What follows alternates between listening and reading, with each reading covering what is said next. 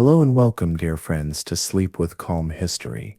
I'm truly glad you've joined me for another peaceful journey into the past. Before we begin, I would love to hear from you if there's anything in today's story or in any of my videos that you think could be improved. Please let me know gently in the comments below. Your thoughtful feedback helps me make these stories even more soothing and meaningful for everyone. Tonight, our story is titled Why the Emperors of Ancient Korea Slept in Gold-Lined Coffins Before Death. It's a gentle exploration of the quiet routines, careful rituals, and everyday heroes who shaped a royal tradition lost to time. If you feel comfortable, I invite you to share your date and time in the comments.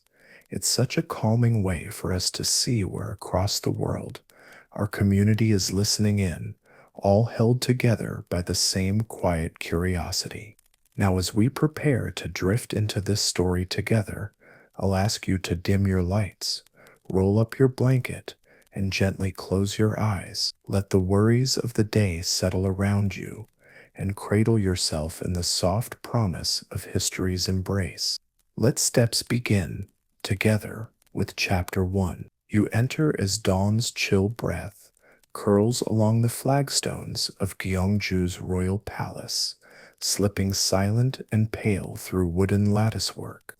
The world outside is waking noisily with the caw of crows and the distant grunt of oxen, but inside these hushed halls, a different rhythm persists, a slow, deliberate choreography shaped by hundreds of years of repetition. The air is scented with faint incense, its smoke curling from small brass burners. Servants, dressed in plain cotton and worn hemp, scuttle quietly along corridors lined with chestnut wood and simple gold inlays, each carrying out their part in a ritual practically indistinguishable from yesterday's or the day before. Yet today, in this ancient place, an old man, emperor, son of the heavens, revered and isolated in equal measure, prepares not for rule or battle, but for a strange sleep that anticipates his own passing. Here, in the twilight space between life and death, begins a ritual that is at once immensely practical and inescapably spiritual. The king will lie within his gold-lined coffin, not yet a corpse, but already almost a memory. The preparation itself is quietly complex and entirely methodical. You watch as attendants shuffle bedding into the coffin, silk, then calico, finally an outer quilt decorated with faded thread. Another servant wipes the gold leaf lining by hand, using a rag made of old linen. His movements are careful but unhurried, the gestures practiced into routine. This isn't the feverish last-minute panic of a deathbed, but something tranquil, resigned. Nearby, the palace's head scribe consults an ink-brushed scroll from the Samguk Sagi, the great chronicle of Korea's three kingdoms. The text describes in nearly clinical detail the right composition of gold for a royal lining, neither brittle nor so soft it flakes under the body's weight, but precisely hammered and infused with copper, a blend said to resist rot, and more importantly, to appease the spirits. The scribe mutters quietly about humidity, about the importance of keeping burial chambers aired in spring and autumn to avoid the slow, relentless work of mold. Every practical detail is accounted for, the mundane elevated to ritual. It is striking how little concern is shown for grandeur or celebration. Instead, you witness what seems to be a highly regulated process, overseen by priests and eunuchs, where every step is documented, signed off, and cross-checked. The king's body, though still breathing, is now a matter of logistics.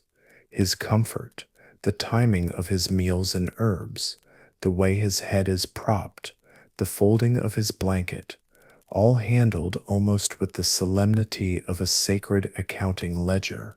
A little before sunrise, the emperor himself enters the antechamber, escorted by two senior ministers. The sallow light falls across his face, illuminating lines that deepened across decades of rule, the trace of countless decisions, a few triumphs, many regrets. He carries with him a calm born of repetition. This is not the first nor the last king to submit himself to this custom. There is no talk of fear, no show of emotion. Instead, he murmurs a short prayer for his descendants' strength, bows shallowly to the coffin, and allows himself to be guided towards it. For many onlookers, palace guards, kitchen hands peeking from behind woolen curtains, the city gatekeeper summoned specially for the occasion, this is the only time they will ever see a sovereign so humbled, so physically vulnerable. Gold, that most coveted of metals, here becomes less an emblem of wealth than a barrier at once protection against evil and an admission of supreme mortality. Some whisper that the ritual's true origin was in fear. Gold was believed to repel wandering spirits, filter out bad omens, or perhaps to shield the king from curses uttered by rivals and wronged subjects alike. But a more prosaic truth emerges in the small overlooked details. The gold lining is also a response to the damp, the mold, and the insects of Korea's seasons, a practical shield for a decaying body. Yes, but also for a living one, preparing for death without ever admitting defeat. Every generation's king adds some minor adjustment, an extra layer of silk, a new fold in the bedspread, a pinch of camphor among the herbs scattered beneath the sheets. Over time, these small acts accrue their own weight, and what was once a basic act of survival becomes something much more monumental, routine transforming into ritual, necessity into tradition. You overhear one old attendant muttering to another as they brush dust from the coffin's edge. In the end, it is not the gold that protects him, but the memory of his ancestors. The other nods, eyes fixed on the thin, glinting line where wood meets hammered gold. Let us hope memory is enough. Here, at the intersection of the everyday and the eternal, you feel the full mystery of the practice. Was the coffin a badge of power or a mark of surrender? Did kings seek comfort, insulation from the clammy process of dying, or was it the world's way, through ordered, boring routines of easing them, very slowly, out of life's tangled obligations and into the unknown?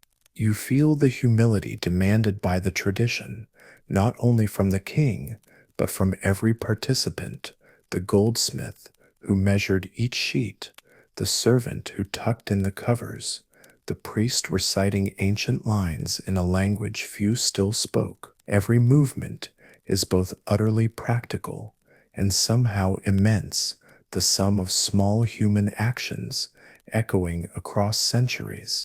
As the king finally settles in, breath still steady, you realize how little separates yesterday from today, this life from whatever comes next. The routines that seem so unremarkable, checking the seams of a gold lining, monitoring the pulse of an old ruler, adjusting the folds of a blanket, are in fact what has kept kings remembered long after all their great deeds dissolve into dust. And as the morning sun brightens, touching the carved beams of the palace and catching briefly on the dull gleam of gold, you are left with a simple, unsettling question, one that generations before you have also wondered as they watch the rituals of royal mortality. Is there truly protection in gold, or is it the small acts, their discipline, their devotion, their plainness, that shield us best from the darkness beyond.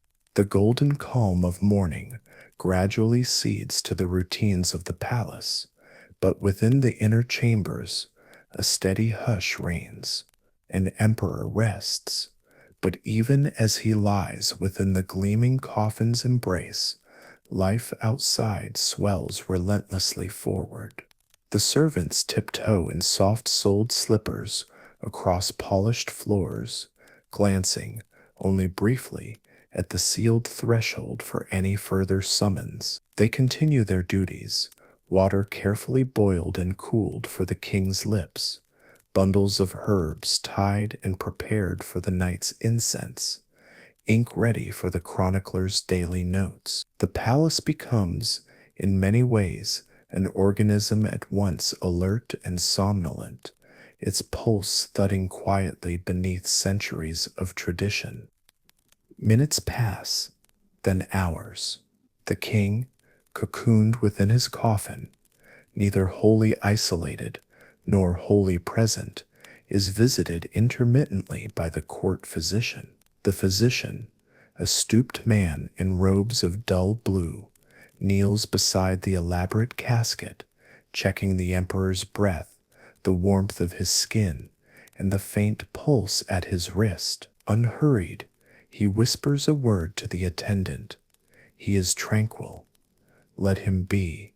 These small rituals of care, rarely seen by outsiders, are performed with a kind of sacred detachment, reflecting the uniquely Korean understanding of the boundary between life and death.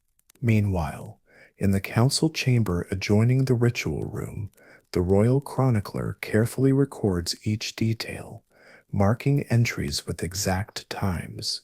His brush glides smoothly.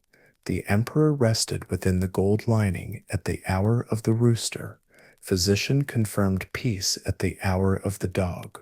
These records, though appearing mundane and repetitive, serve as a bridge through generations, offering future readers glimpses into the somber power of such routines. Further from the central chamber, life in the palace spins on its axis. Junior officials debate the nitty-gritty of tax inventories and irrigation repairs. The captain of the guard patrols the perimeters for any sign of unrest, while kitchen staff quietly set aside meals, one for the king, carefully portioned and spiced, just in case he should ask for it, and others for the attending dignitaries. Every small act, even the sweeping of dust beneath the lacquered screens, is laced with heightened meaning today. The palace is both holding its breath and insisting upon the sanctity of order. Somewhere deep in the corridors, away from the official heart, two young apprentice artisans pass each other in the shadow of painted eaves. One whispers to the other, "Did you know my grandfather once hammered gold for a king's casket?" He said, "In those days, everyone was certain it would bring eternal peace." But the king still died worried. The other shrugs. "Perhaps the peace is only for those who prepare, not those who wait inside." Time lingers, tense and expectant. The king's sons pace the gallery, speaking only in hushed tones. Their faces, bearing the mark of generations, show a complicated admixture of fear, hope, and forbidden ambition. At times, they peer through the carved lattice, their eyes searching for assurance that the ritual, this curious mingling of gold and mortality, will fulfill its promise of transition, protection, or perhaps simply remembrance. In this world, the line between the ceremonial and the ordinary is porous. The symbolism of the gold-lined coffin, often so fraught with imperial significance, becomes through repetition and routine almost comforting, a reminder that even in the stillness of looming death, life's rhythms refuse to falter. Each small step, whether dictated by dogma or daily necessity, is invested with the power to bind ruler and subject, past and future. There is no one dramatic moment, but 1,000 small, persistent acts that together form the bedrock of tradition. You watch as the gold glimmers dimly in the growing light, and a thought persists. Is it the gold, the prayers, or the careful record keeping that truly shields the king from the uncertainties beyond? Or is it the palace itself, with its people, its discipline, its almost boring commitment to every detail that holds history together? This open question floats quietly, unresolved as the morning continues, and soon another ordinary day will overtake the hush of ritual. The golden coffin, at once practical, beautiful, and haunting, endures as a silent witness, a measure of both impermanence and the longing for continuity that lies at the core of royal Korean tradition. As night softly approaches, a shift settles over the palace, gentle but thorough, for the living king in his gold-lined coffin. Time becomes elastic, stretching between holy vigilance and mundane routine. You notice how the air cools and the rhythms within these thick walls dial down to a near whisper. Yet this quiet is not neglect. Every act, however repetitive, now carries an undertone of gravity, proof that mundane care can be the truest form of honor. Attendants move gently about their work. With steady hands, they refresh the incense every hour, and one ever watchful courtier ensures a brazier glows warm with sweet-smelling wood. A senior handmaid prepares flavors of medicinal tea from ginseng and wild roots, pouring it carefully into lacquered bowls that rest for hours beside the king, just in case wakefulness comes. Each act is silent, almost invisible, devotion camouflaged in daily routine. Meanwhile, the inner circle does not sleep easily. The king's eldest son and two ministers whisper by lamplight, debating not fate, but logistics, who will make the morning report, which stableman will lead the reserve horses, whether the construction of a new levee can continue in the possible absence of a royal edict. Their faces flicker between duty and strain, eyes never straying far from the ritual chamber's doors. Through it all, a single scribe continues his record. His brush dances over thin mulberry paper, marking time, not with big events, but with every slight third hour, incense renewed, ninth hour, emperor's breathing unchanged, 17th hour, no disturbance in the chamber. To an outsider, these notations would seem almost tedious, but each is crucial. If doubt or scandal should arise in later years, a rumor of neglect, of disrespect, of broken tradition, these dry catalogs of care will stand as a shield for everyone who served. In the king's chamber, the gold glows faintly under the flickering ripples of lamp flame. The design is neither ostentatious nor cold, a thin, practical skin intended as much to keep warmth as to guard dignity. The emperor, wrapped in his ceremonial silk, is distant but conscious, his mind wandering between this room and the memories of all those who lay here before. Occasionally, a low chant from the outer hall echoes inward, a prayer that cycles endlessly, unchanging as it has through generations. Moments deepen, and though outwardly everything seems settled, there's a vulnerability lingering beneath the surface. The king's comfort is paramount, but so too is the palace's need to broadcast steadiness. If a whisper of unrest reached the provinces, a suggestion that the center cannot hold, that custom falters, the ripples could threaten the whole realm, already fragile in an era between wars and recoveries. Yet perhaps because of the weight of history, or maybe despite it, everyone involved seem steadier, not weaker, for their reliance on these small, steady acts. The physician meditates briefly before checking the emperor's pulse a final time that night.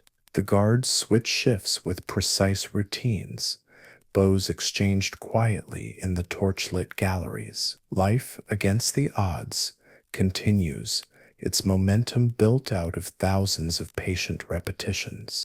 As sleep drifts through the building, only the smallest night sounds persist: the shuffle of robes, the creak of floorboards, the click of a stylus as one last note is inscribed. The gold gleams in the darkness, not a promise against time, but an echo, a memory taking on substance with each careful act. You are left to wonder, in the long story of a nation, how much security does custom truly bring? Is it the precious metal that keeps chaos at bay? Or is it this web of daily actions, often thankless, always necessary, that quietly sustains memory and meaning as another day slips gently into the unknown? With the arrival of a new day, the palace begins to stir once more.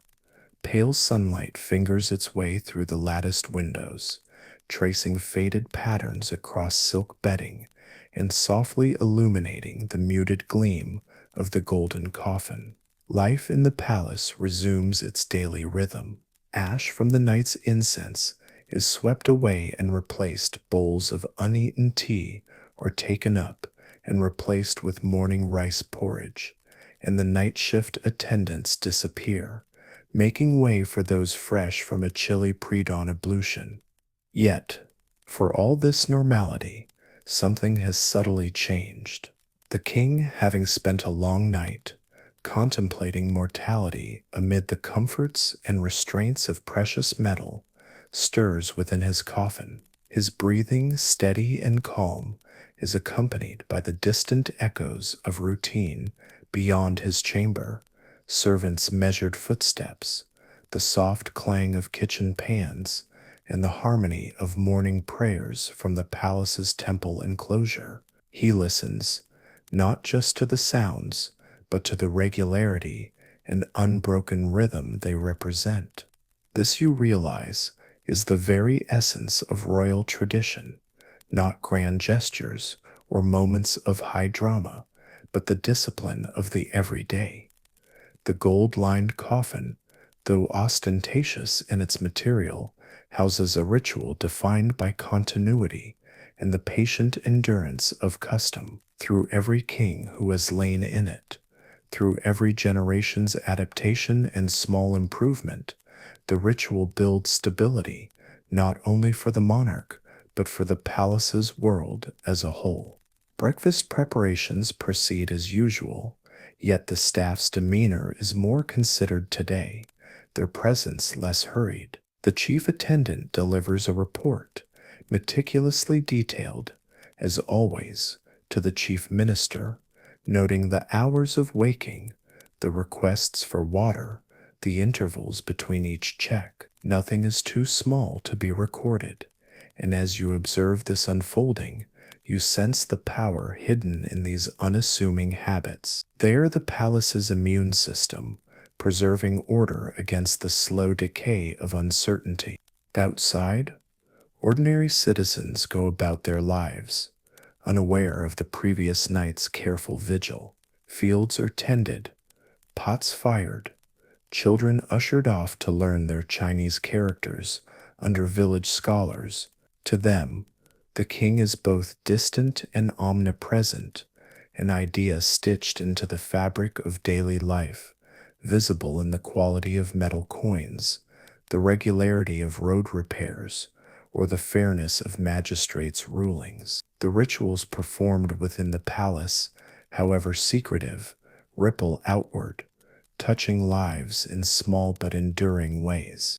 As the king finally rises from his confined rest, guided gently by aides and watched by anxious courtiers, he does so not as a mystical figure shielded by gold, but as a man reinserted into the routines that shape his rule. He accepts warm broth, stretches stiff limbs, and speaks quietly to the first minister, voicing, as always, a concern for the weather and the year's harvest. The coffin remains, carefully cleaned and covered, a silent monument to an old anxiety about death, and also a testament to the wisdom of preparation. In the records that will survive, each page dense with ordinary facts, like the hour incense was lit and the silk's thread count, future generations will look for lessons. What did the gold truly protect? Was this ritual a barrier against the supernatural, against disease, or merely against the creeping chaos of change? The answer, as so much in history, lies not in the extravagance of materials or the antiquity of custom, but in the steadiness of the people performing it. As you reflect on this, the unanswered question lingers like a gentle refrain. Is the true strength of a palace, of a kingdom, to be found in grand ceremonies, or in the countless patient, almost boring acts that keep those ceremonies alive for centuries? You step back, watching the morning light sweep across the worn planks and brilliant gold, and sense the comfort these routines bring, not just to kings, but to all people who inherit history's weight. So you wonder, quietly, if in our own restless present there might be something to learn from this ancient patience, that even the smallest acts, faithfully repeated, can hold the uncertainty of mortality at bay, at least for a little while. It is still early morning when you walk away from the palace's main ceremonial halls and find yourself following the winding paths toward the quieter, humbler quarters situated at the edge of the royal compound. Here, history feels different, less grand, more practical. The air is tinged with the unmistakable bite of metal dust and the sweeter trace of pine sap burning in a small forge. The laughter and gossip that fill the servants' kitchen are absent here, replaced by a mood of focused silence. Inside a narrow workshop, you see rows of tools, wooden mallets, battered chisels, and gleaming burnishers spread across benches blackened by use. In the center, two master goldsmiths, hunched over their work, attend to a process as old as monarchy itself. The younger apprentice, sleeves rolled back, delicately hammers a gold ingot thinner and thinner, guided by tiny marks left by the elder before him. Each strike is careful, never rushed. Within these walls, everything moves according to unwritten rules shaped by centuries, passed from hand to hand and mouth to ear.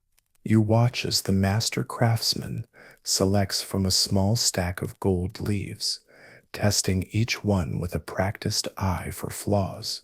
With steady hands, he lays a new sheet over the unfinished inner panel of a coffin's lid. He begins to burnish it, moving the tool in small, precise circles, so each gold atom melds seamlessly with the next. There is no room for distraction. A single slip could mar not only the shine, but the ritual purity required for a king's final bed. The master's brow furrows as he checks each edge against the grain of the wood, a process no faster than nature will allow, and no slower than tradition demands. Every part of the gold was sourced from near and far. You learn how, at the changing of each season, envoys travel to the mountains in search of new veins or to busy ports to negotiate for fine foreign gold, which is valued for its malleability and hue. Some of the gold comes as tribute from neighboring states, a silent admission of respect for the throne. These journeys, rarely chronicled in royal annals, are a test of diplomacy and survival, carried out in heat, rain, and even the biting cold of Korean winters. The gold, when returned, is not merely stored, it is weighed, tested, and if deemed worthy, ceremoniously entrusted to the care of the royal artisans. The apprentices serve by preparing the wooden bases. They sand and seal each plank, layering delicate resins to ensure that the fine gold will not tarnish or separate over years of darkness and dampness. There is record keeping here too, but of a different kind, ledgers marked in ink with the weight and number of sheets, the source of each delivery, and the name of the craftsman responsible for every stage. Mistakes are not hidden. Rather, they become lessons quietly shared in murmured correction, passed down as lore for future hands. You realize how little glory there is in this daily work. These goldsmiths and carpenters rarely see the king, their labor nearly invisible to the courtiers who walk the marbled halls. But within their world, reputation is forged from precision, patience, and humility. To them, gold is not just a symbol of wealth, but an element of trust, a kind of assurance to future generations that someone somewhere cared enough to do the job correctly. Around noon, the master and apprentice pause their work. They lean back on the rickety benches and share a meal of barley rice and pickled roots, eaten quickly, without ceremony. Between mouthfuls, the elder shares a story of a rainy spring during his youth, when a single gold sheet tore at the edge, forcing days of rework. The apprentice listens, eyes wide, knowing that mistakes, even the quietest and most hidden, are remembered forever, not for shame, but for their power as warnings. As the sunlight shifts, the daily routine resumes. There are repairs to the tools, adjustments to the heating of the forge, quiet assessments of how the wood is settling against the metal. All the while, an atmosphere of respect persists, not for status or show, but for the craft itself, and for the knowledge that their efforts will last far longer than their own lives. You start to wonder, in a history that records only the names of kings and the glories of warfare, what becomes of the goldsmith's legacy? Can the careful strikes of a mallet, the patience to repair a minute blemish, ever really matter to the memory of a nation? Or are these acts, so humble, so repetitive, the true foundation of the very customs and splendors that time refuses to erase?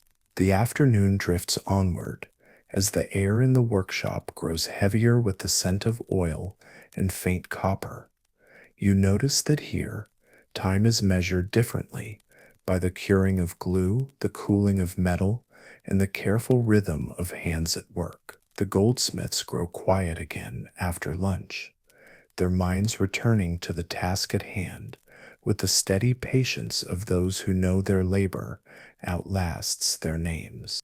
The master goldsmith smooths a new sheet of gold, as fragile and thin as a moth's wing, over a newly sealed panel. The apprentice stands ready to pass him the next piece, their fingers tingling with nervous care. You see the apprentice's jaw tense, his brow furrowed. He is only allowed to observe now. The fineness of goldwork is not yet entrusted to his fresh hands. Errors cannot be afforded, not when the final quality will be inspected by priests, counselors, and ultimately the very heart of the royal household. Each movement is deliberate. The master's knuckles click as he presses and glides his burnishing stone, checking constantly for any specks of dust or fiendish cracks in the finish. You notice that behind the repetitive gestures is a highly developed system of checks and double checks. Measure thrice, hammer once, you hear the craftsman mutter, a phrase as old as the palace itself, echoed silently by every junior laborer who stands nearby. Occasionally, the artisans pause to reference their ledgers, running ink-stained fingers over columns of weights and dates. These battered account books, kept in small cupboards near the window, are among the most constant tools of their trade. Whenever a sheet is rejected due to impurity or a faint scratch, it is noted carefully with circled red ink. Months or even years later, a master can trace the origin of every flaw, and when the dynasty changes or controversy arises, these old ledgers protect generations of nameless workers from blame or disgrace. At the far end of the workshop, a carpenter works in silence, shaping an inner support frame with a curved chisel made by his grandfather. Each piece of wood, often red pine from the northern slopes, sometimes rare chestnut, is sanded for hours on end, rubbed with fine resin, and left by an open window to dry, just enough so the gold won't warp. He checks his progress frequently with a scrap of cloth, wiping away the fine sawdust that settles everywhere like the faintest snowfall. The work is repetitive, almost boring, and yet you realize this monotony is a form of discipline. Every gesture is shaped by the pressure of time.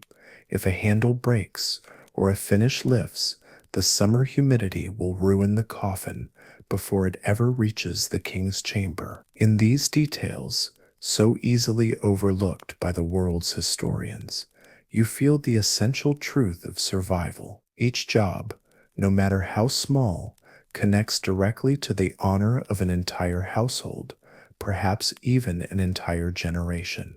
Despite the mundane pace, moments of care and community arise. A senior smith will quietly correct the angle of a younger's hammer. An apprentice will fetch water without being asked. Sometimes an old song is hummed low and rhythmic, their shared history mingling with the sound of labor. The master might mention a lesson learned from a mistake decades ago, giving the odd cautionary tale about a noble's temper, or a time when gold prices soared after a failed harvest. These stories, carried in sidelong glances, as much as in words, coil through the workshop until they settle into custom. Supplies are checked and counted as the afternoon wanes. A fat ledger records each delivery of gold, from which mine of what purity, how much remains. Notes on weather, heavy rain, high dampness, are scrawled in the corner, a reminder that even human skill is at the mercy of nature's cycles. It is this careful recording which ensures the craft survives, even as kings and dynasties come and go. When a tool falters or a batch is lost to an unexpected flaw, it is the habit of honest documentation that saves the artisan's reputation. You realize, watching these plain but crucial moments, that the value of the gold is less in its cost and more in its role as an unbroken thread through time. The pressure to get every detail right is immense, not from royal decree, but from within the hearts and hands of people who know they are custodians, not just craftsmen. It is a silent pride, one passed from mother to daughter, father to son, each generation a single link in a long shimmering chain. As sunset glows through the smoky window panes, the bench is finally cleared. The latest panel is wrapped, logged, and slowly carried away for final inspection. The team share short nods, a few murmured well dones, and each turns homeward.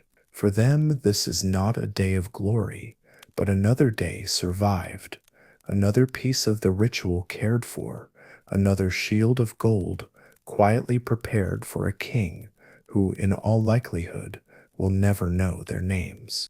And so the day closes, as unremarkably as it began. You are left wondering, in a world that venerates heroes and rulers, is it not this quiet, inherited excellence, painfully slow endlessly repetitive, almost invisible, that builds the foundation for a culture's greatest ceremonies. Does the king's final rest depend most on gold's value or on the steady, humble pride of unknown hands that shaped it?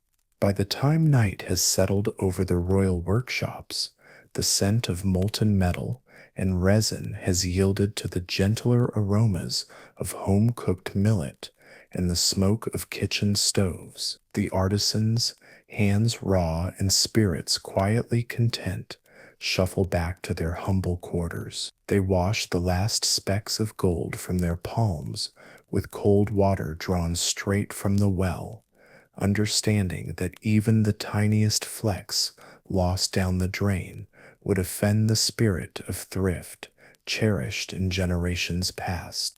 As shadows grow long, you see the tools, burnishers, hammers, chisels, neatly hung on wooden pegs, and benches carefully cleared, each object placed where it will be found again at sunrise.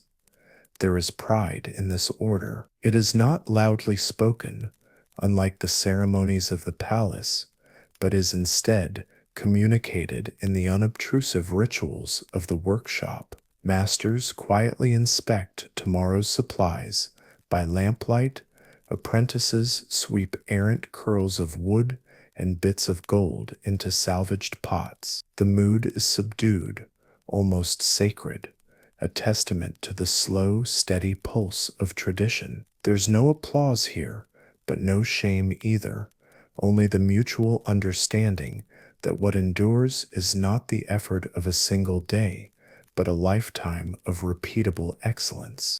Occasionally, you hear snippets of conversation as families gather in the modest craftsmen's quarters. Some mention the king, but more often, talk is of practicalities. What will the spring rainfall bring?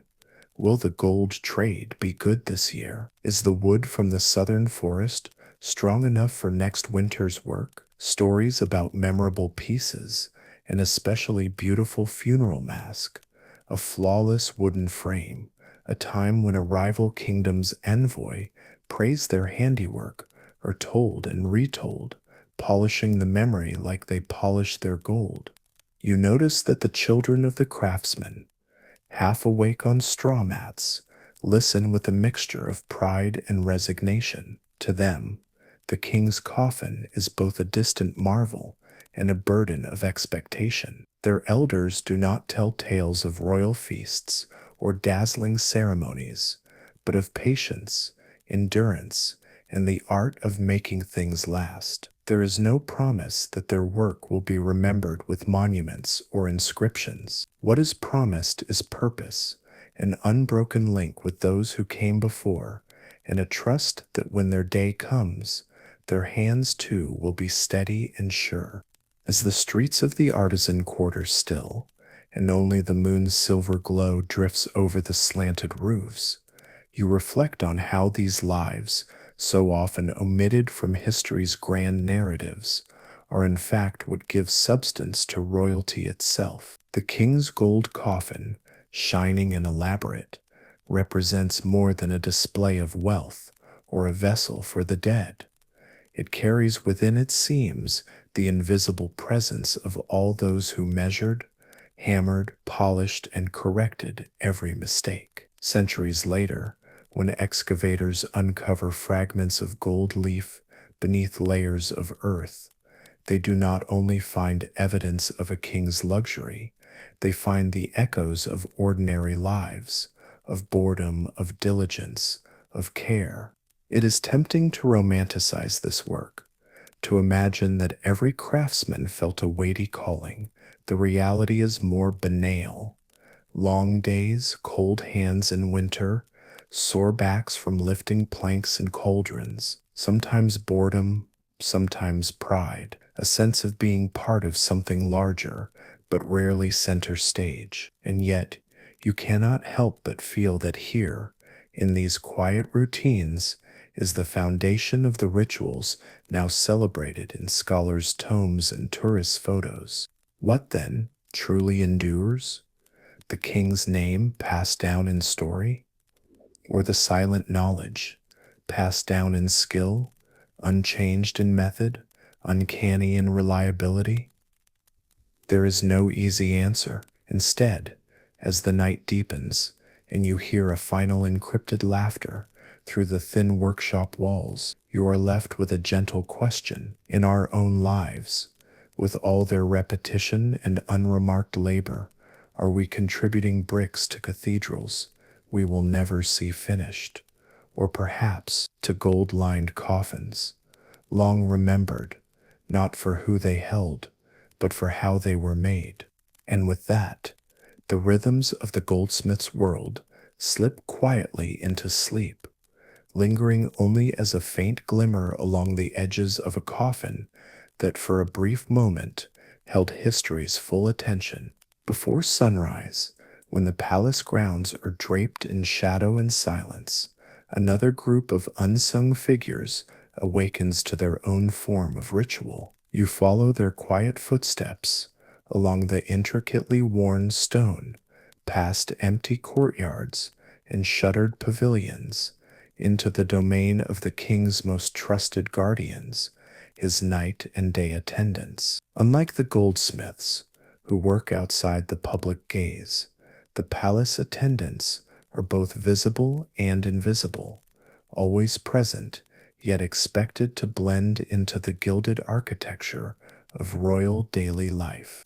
Their duties are more complex than the curious observer might imagine. In their world, the king's needs dictate the rise and fall of every task. For the attendants assigned to the gold-lined coffin, this means a delicate balance of presence and discretion, vigilance and restraint. Their daily routine starts hours before the king enters his unusual chamber for the ritual sleep and lingers long after he has risen. They sweep the corridors, prepare fragrant waters for his ablutions, light censers with selected woods and herbs, and run careful checks on the environmental controls meant to protect both man and gold, the right level of humidity, steady airflow, the occasional scattering of protective salt or rice grains near the ornate feet of the coffin. You watch as they move with practiced, nearly silent steps, soles padded, keys wrapped in cloth, spoken words barely above a whisper. Some attendants tend to the incense, ensuring it remains neither chokingly thick nor so light as to let unwanted odors or spirits drift in. Others replace water bowls and arrange the king's ceremonial bedding, straightening embroidered pillows with a precision that appears effortless, but in fact is dictated by years, sometimes decades, of learned habit. These guardians are not simply servants. Many come from families that have served the royal household for generations. Their skills have been inherited, quietly passed from parent to child. How to judge a king's mood from his breathing, the meaning behind a minute shift in his posture, the correct way to respond when he signals with only the slightest flick of his fingers. For many, this role is both privilege and burden, to be intimately involved in the king's most vulnerable moments, but also to keep a trust so absolute that even their own kin know little of what truly transpires by the royal bedside. During the king's stay in the gold-lined coffin, their composure faces constant test. The mere possibility of a disturbance, a sudden cough, a change in the king's color, or a subtle creak in the wood, sends tiny ripples of tension through their ranks. A single mistake can mean a loss of face for the entire household, an error they have been trained their whole lives to anticipate and avoid. Late into the night, as the rest of the palace dreams, these attendants maintain their vigilance. They rotate in shifts, a routine as ancient as the ritual itself. Some sit cross-legged on woven mats just outside the chamber, listening for any sound within. Others ready a fresh basin of water, a tray of boiled rice and pickled vegetables, or a pouch of herbal medicines, always just out of sight, but instantly available. The scene is so calm, so uneventful, it might appear to an outsider as if nothing were happening at all. A tableau of perfect order enfolding unimaginable tension beneath its surface. And as you observe, a thought quietly surfaces. Do these attendants ever find themselves haunted by the repetition and weight of their invisible labor? Or do they find, in this quiet stewardship, a deeper purpose and pride that history's chronicles will never see? As darkness deepens and shadows lengthen within the palace, the attendants' watch grows ever more intense, their presence bordering on the invisible, yet critical to the entire ritual's success. Their world is a delicate balance between staying alert yet unobtrusive, moving silently yet responding instantly at the faintest signal.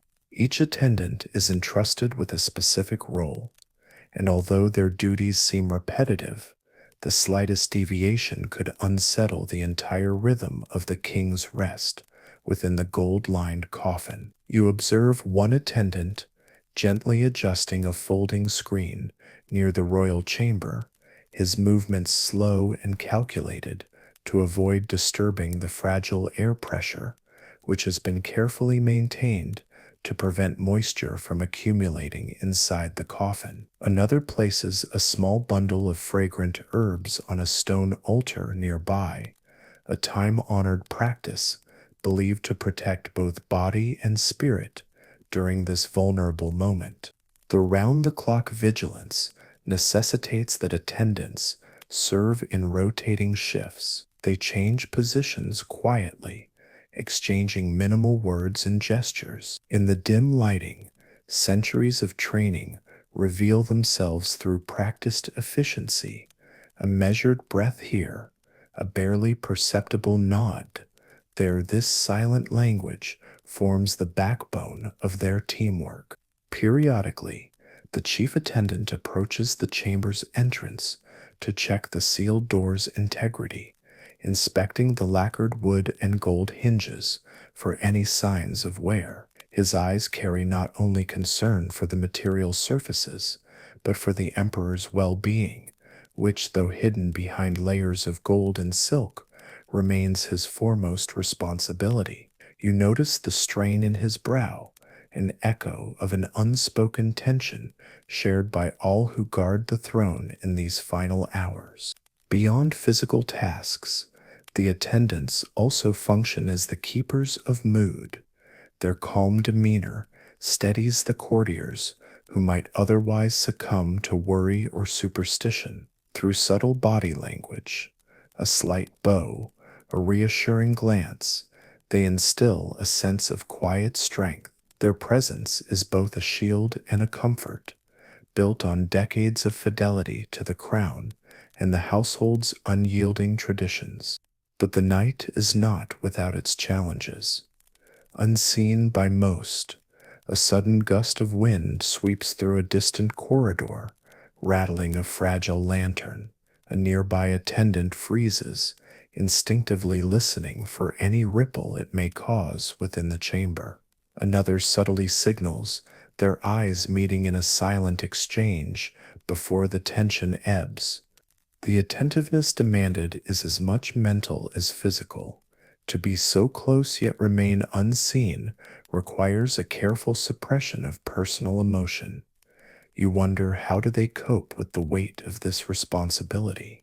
There is a loneliness to such vigilance, a teetering edge between intimacy and distance.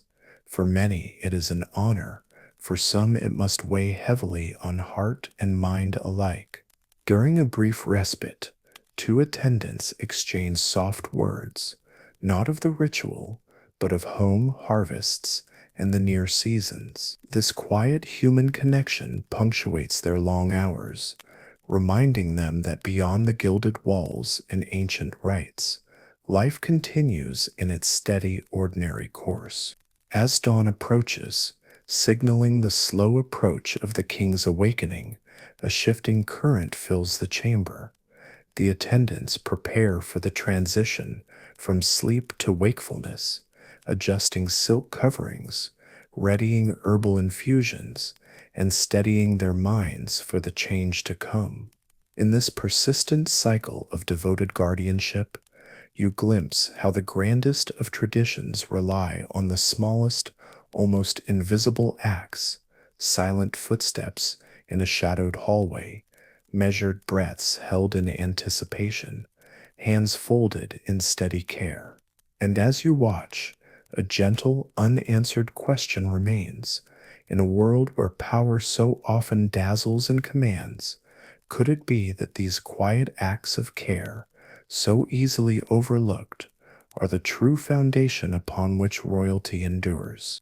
As the first pale light of morning begins to infiltrate the palace, warming the cool stone and turning the gold inlays of the corridor a trivial, reassuring yellow, the overnight vigil nears its end. For the attendants who guarded the king's sleep, the change from watchfulness to routine is as precise and slow as the turning of the hourglass. The senior-most attendant bows his head in silent relief as beyond the ceremonial doors, faint movements signal the king's rousing.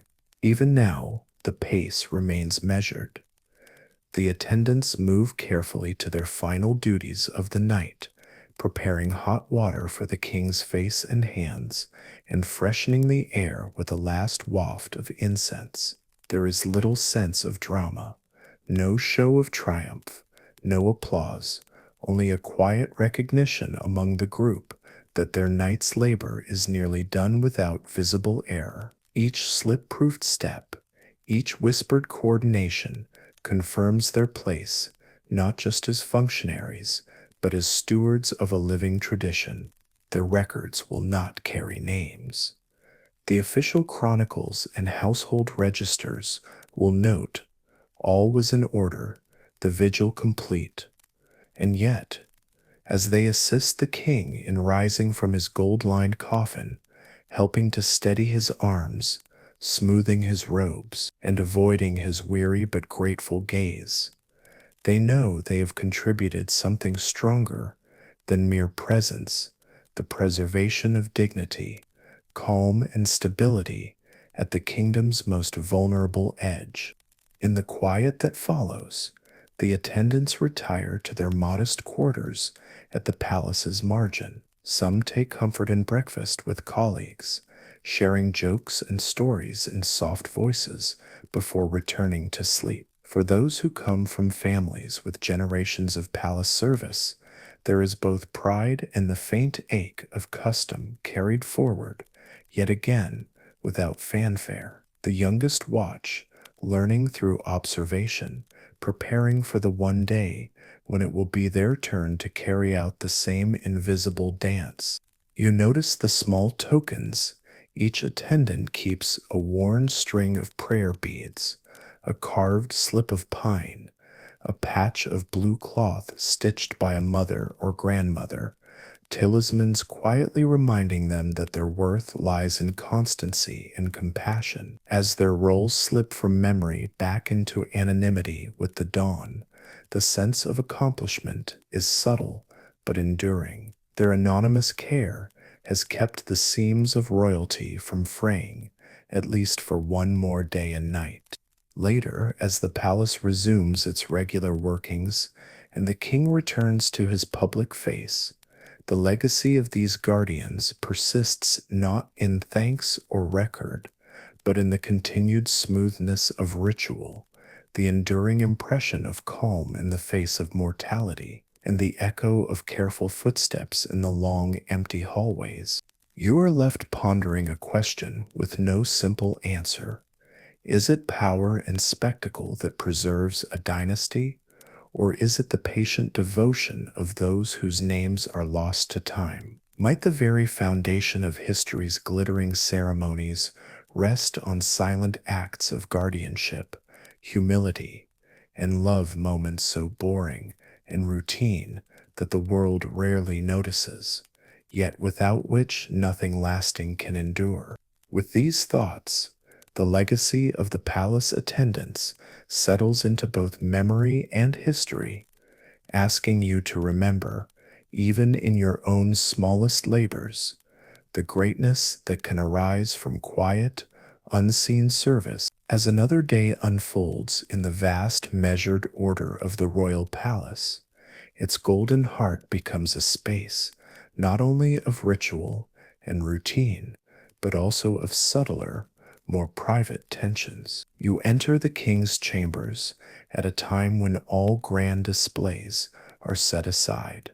The air is quieter, the light more subdued. Here, surrounded by embroidered screens and the soft flicker of slender candles, nearly every detail takes on a double meaning. The king, alive but preparing to face the unknowable, becomes a silent magnet, drawing not just the care of his attendants, but the hopes, fears, and ambitions of those who circle him in ever-shifting patterns. The coffin itself, lined and polished and gleaming with patient labor, is both a shield and a symbol. Ministers visit in small, formally arranged audiences, their entrances and exits orchestrated with the mathematics of protocol. Each brings a message. Some offer reassurances regarding the realm's safety. Others quietly signal anxieties about famine, a failed harvest, or border skirmishes. No words are ever wasted, and yet beneath the surface of polite phrases and measured bows, there is a restless energy. You begin to hear it first in careful pauses, in the way a minister's hand lingers on a scroll, in the sidelong glances exchanged as a question about succession is asked, carefully, without ever mentioning the future by name. Outside, the palace's broad courtyards host senior nobles and royal family members, drawn not together but into discreet clusters. Some stand in the shadows between colonnades, their quiet murmur almost lost to the breathing of garden leaves. Brothers, uncles, and distant cousins circle each other in conversation, the weather and news of the provinces on their lips, but in their eyes calculation and worry. The king, though physically present in his golden chamber, is by virtue of this ancient ritual already halfway a shade. In the tradition of Korea's courts, proximity to mortality is not only a matter of spirituality, but the starting pistol for 1,000 barely visible maneuvers. Inside, court scholars and advisors are permitted brief, hushed conferences with their monarch. Ostensibly, these meetings concern sacred duties, prayer, the correction of old record books, or the conveyance of ancestral messages. But in the king's slow, deliberate replies, you can hear a searching quality, a desire to pass on lessons, warnings, or gentle rebukes, couched in the safety of official speech. For the king, the ritual does not only mean meditating on death and legacy, but also encountering the true nature of those closest to his throne. Occasionally, an old friend, one of the very few allowed informal access, sits by the king's bedside to reminisce about hunts, festivals, and the follies of youth. Even these conversations never fully escape the gravity of the moment. They hang between the candlesticks as a reminder. The line between a kingdom's memory and a king's solitude is thin and ever shifting. Every sigh, every hesitation, every remembered name weighs a little heavier when the golden coffin stands so near. In these hours, you witness how power slips from spectacle into solitude, from decree into delicate negotiation. The practice of lying in a gold-lined coffin is meant to insulate the king. In truth, it also exposes him to the most subtle and poignant kinds of vulnerability. The conversations that fill the chamber in whispers will, in time ripple outward into history, shaping alliances and grievances, hopes and fears that far outlast gold and ceremony alike. Yet, as you listen to these murmurs and watch confidences spark and fade in candlelight, a question persists.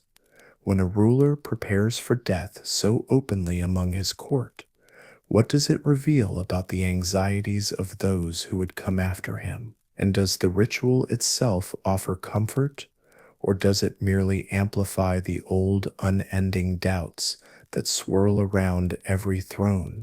Within the king's chamber, the procession of visitors becomes a rhythm, a measured pulse of ambition, devotion, and subtle rivalry. You watch as each nobleman, court scholar, or royal relative kneels before the gold-lined coffin with practiced humility. Yet even as they avert their eyes and intone their reassuring phrases, the room seems charged with the unspoken knowledge that this is not merely a ritual of honor, but a stage for futures to be quietly contested.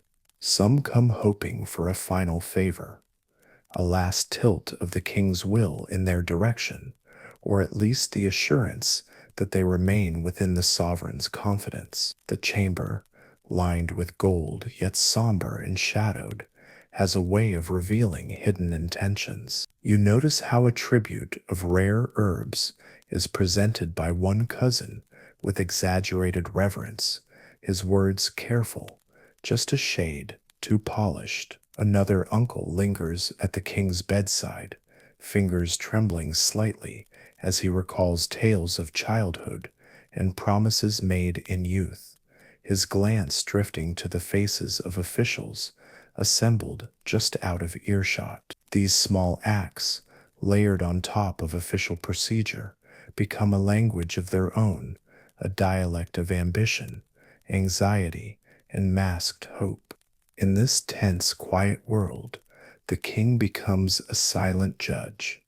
His questions probe the smallest changes in tone, the subtlest hesitations. Yet it is not just what is said, but what is left unsaid that matters most. Will a favored minister ask for permission to consult astrologers on the best day for succession ceremonies?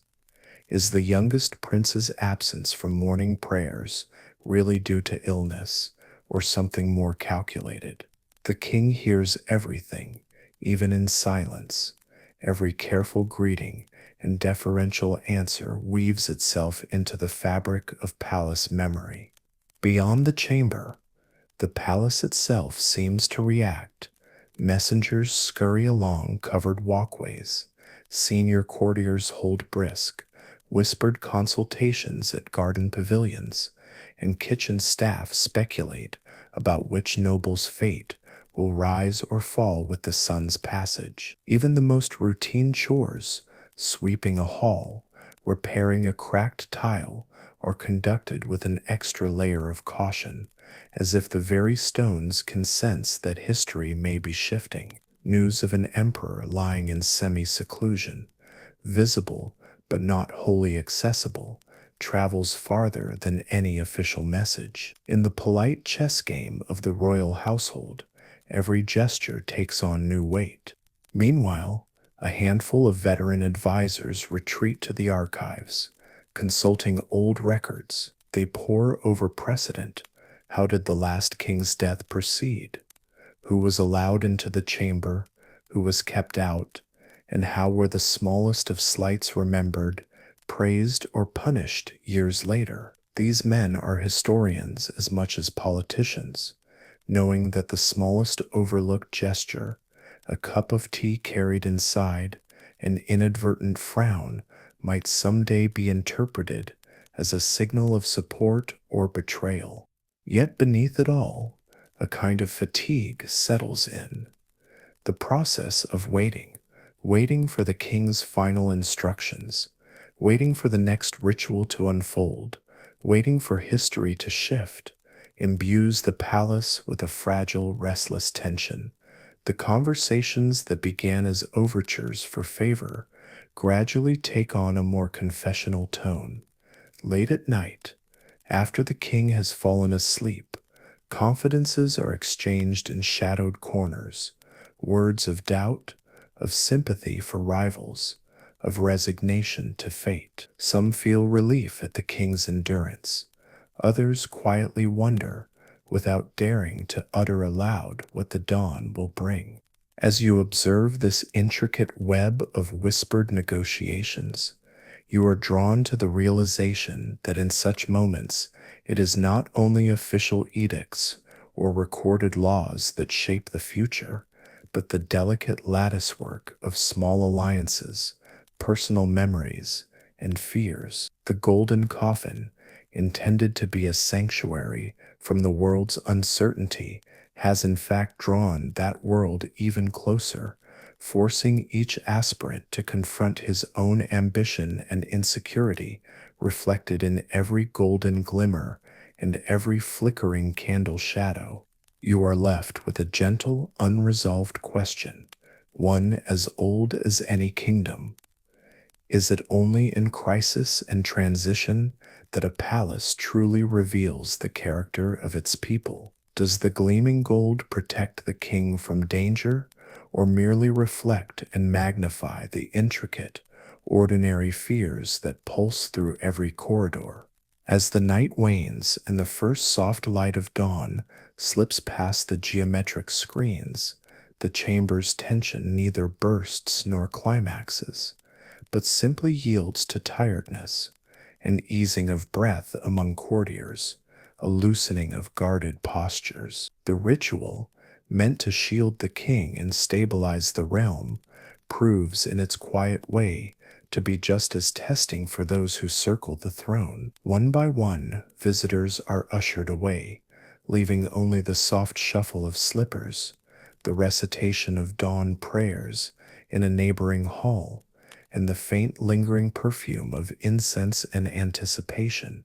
Within the dimming glow of the chamber's lamps, the king, supported by discreet hands, emerges from his golden sanctuary to face the realm anew, his gaze momentarily heavy but purposeful. Attendants adjust his robe, a minister gently offers morning news, and the politics of succession, status, and influence continue, less as grand confrontations and more as a habitual maintenance of equilibrium. The coffin lid is closed and draped, but its presence remains, an unspoken reminder to all that mortality frames, humbles, and in a sense equalizes those who would grasp power.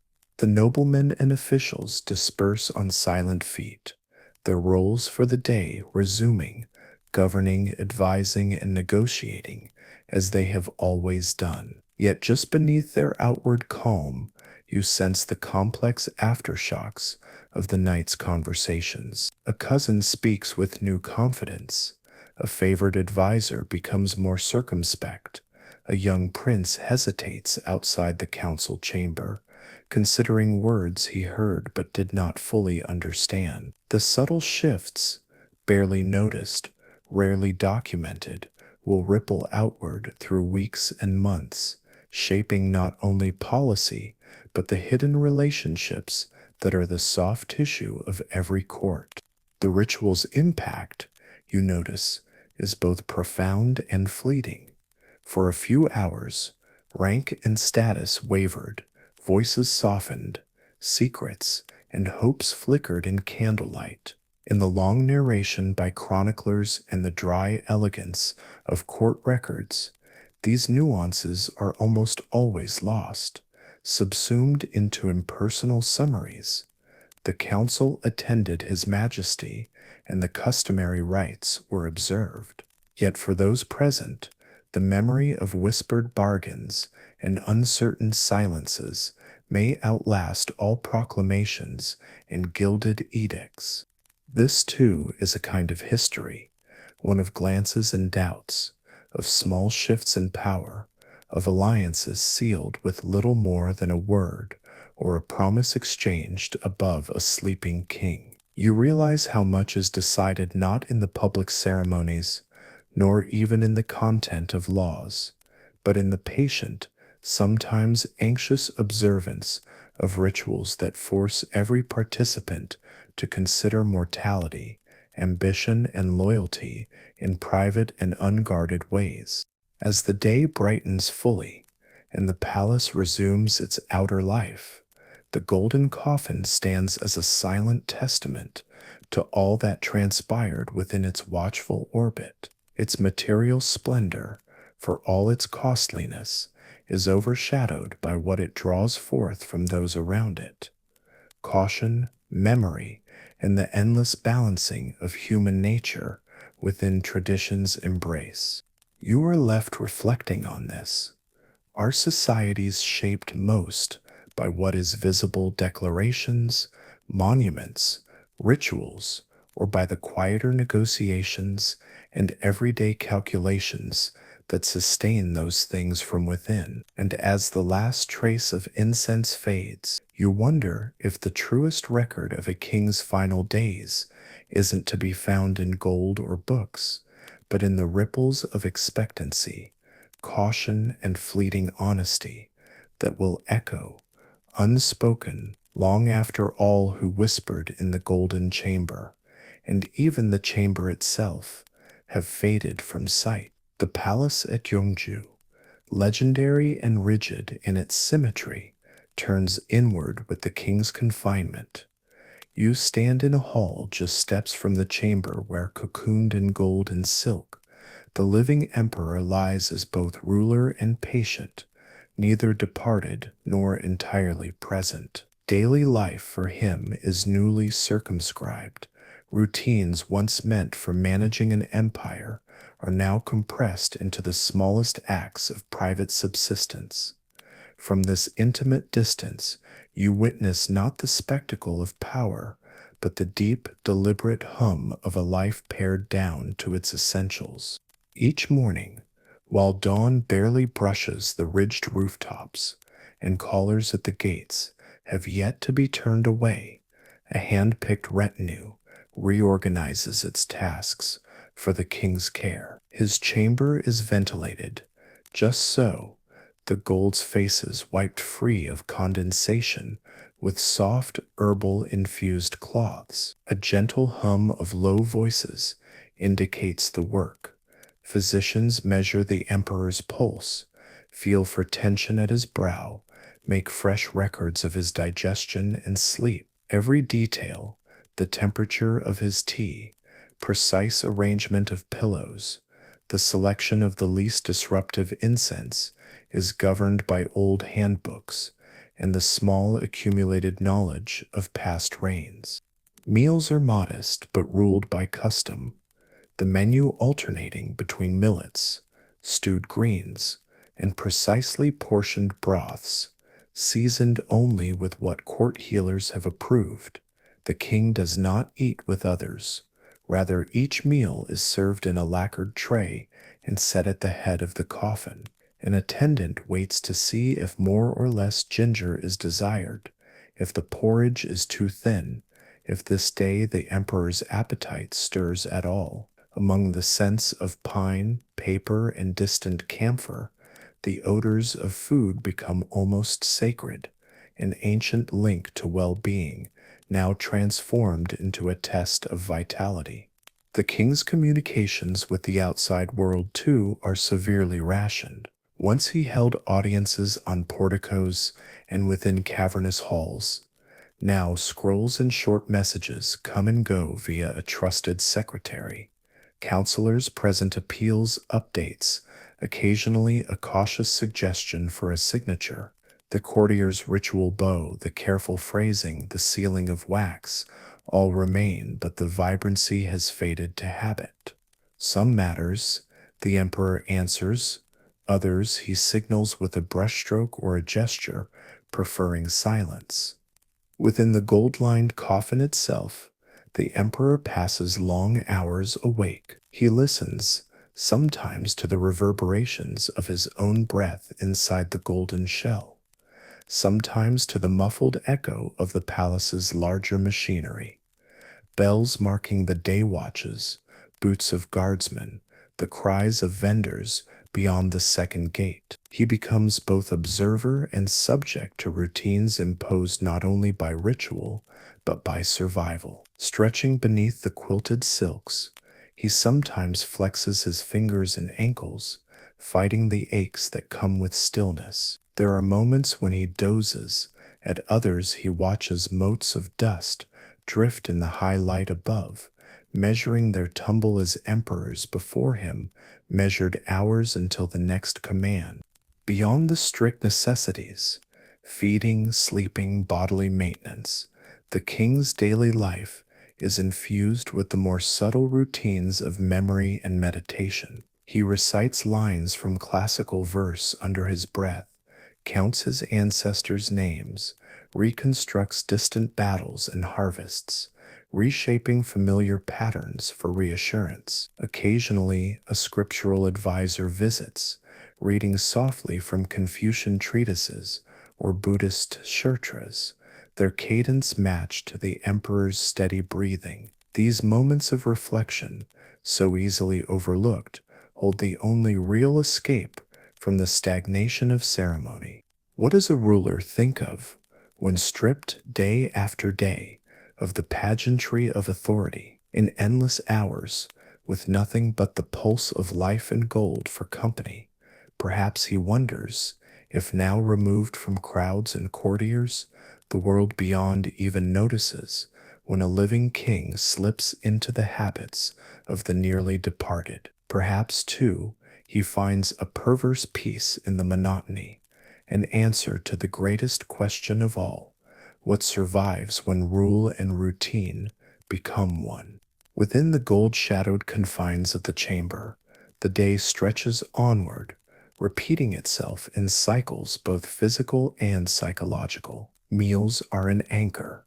The king's midday tray, placed in studied silence by servants trained to read the smallest flicker of his expression, arrives with bowls of soft rice, plain boiled roots, a clear broth by the physician's order. Rarely does the king summon much appetite. Every bite is measured, each sip marked by the silent vigilance of attendants who pretend not to watch, though their world now orbits almost wholly around the living body and the distant figurehead he represents. From his resting place, the emperor marks time in subtler ways. He traces patterns with his thumb along the silk lining, following faint seams stitched by hands whose names he never knew. Sometimes he requests a favored wooden box, its surface worn smooth with age and use, containing ink, rice paper, and a family seal. Here he sketches characters or composes short, thoughtful notes, not so much to communicate rulings as to preserve a thread of intention or memory. These hours are in their tedium disarmingly contemplative.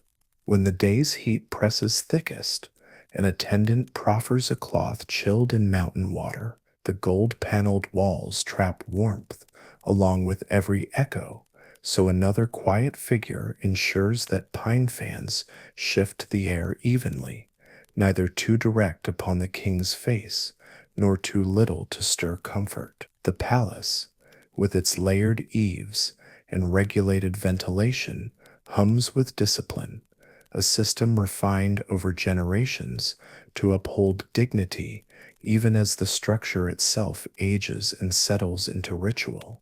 Afternoons pass in dictated quiet. Occasionally, a whispering counselor or physician confers just beyond the door, their words lost in the heavy hush, and a trusted scribe brings updates penned in hastily respectful brushwork. Most matters, petty disputes, news of distant weather, reports from border posts, elicit but a nod or mark from the king. His interest now skews toward patterns, how the sun traces its arc across the latticework, how familiar voices have shifted their tone. The monotony lulls the mind towards both reflection and resignation. Despite the close care, vulnerability persists. The gold's comfort is as much a shield from outside illness and evil rumor as it is a reminder of the body's own frailty. Each evening, a gentle inspection is performed, wrist checked for spider veins or heat, eyes examined for clarity, the faint stiffness of the emperor's limbs delicately, almost reverently, eased by a palace physician. These acts are rituals in themselves, minutely observed, their very repetition a defense against uncertainty and the slow erosion of strength. The king's life, thus reduced, is not without meaning. Occupied by discipline and habit, his every gesture, how he fingers the hem of his robe, the silent blessing he traces above the rice bowl, even the order that governs when the gold shrouds are to be drawn or folded, is, in the view of his attendants, another lesson in bearing the burden of history. The coffin is as much a test of character as of health. Outside, the wider palace responds to these subtle rhythms. The pacing of guards slows at his door. Servants lower their voices after each round of service. Courtiers, denied direct access, cluster in shaded outer courtyards, speculating on the health of the sovereign or quietly the order of succession. Even the sound of bells carried on the wind is modulated. Nothing must startle or disturb the king's routine or the chain of care that encircles him. In this, the process reverses, meal trays gently removed, water changed, lamps lit in a prescribed sequence, in hopes that the pattern itself might summon restful dreams. The gold, meant as a shield, now glows with the soft reflection of lamp light, both comfort and reminder. For king and palace alike, the dignity is a discipline, slender, repetitive, but vital and real. With night's return, the emperor's breathing slows, and his world narrows again to the pulse of his heart, the scent of old wood and gold, the knowledge that tomorrow the same arrangement will recommence. And so, lying within a vessel that both elevates and isolates, he finds the reassurance of continuity. You are left to wonder, does survival, in the end, depend on adaptability, or on a fierce devotion to the smallest acts of order, memory, and ritual, carried out even as the world quietly waits for change? 1.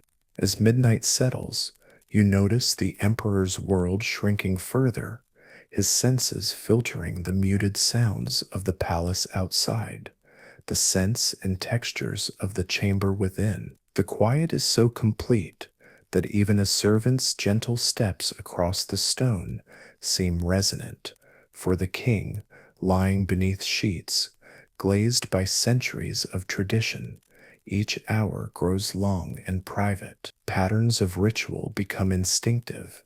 He turns inward, drifting between memory, meditation, and uneasy sleep. Dreams, when they come, are often of earlier days, stretches of field and mountain from a youth spent riding, the sound of laughter in festival crowds, the taste of spring water drawn up from deep within the hills. Yet even dreams are shaped by duty.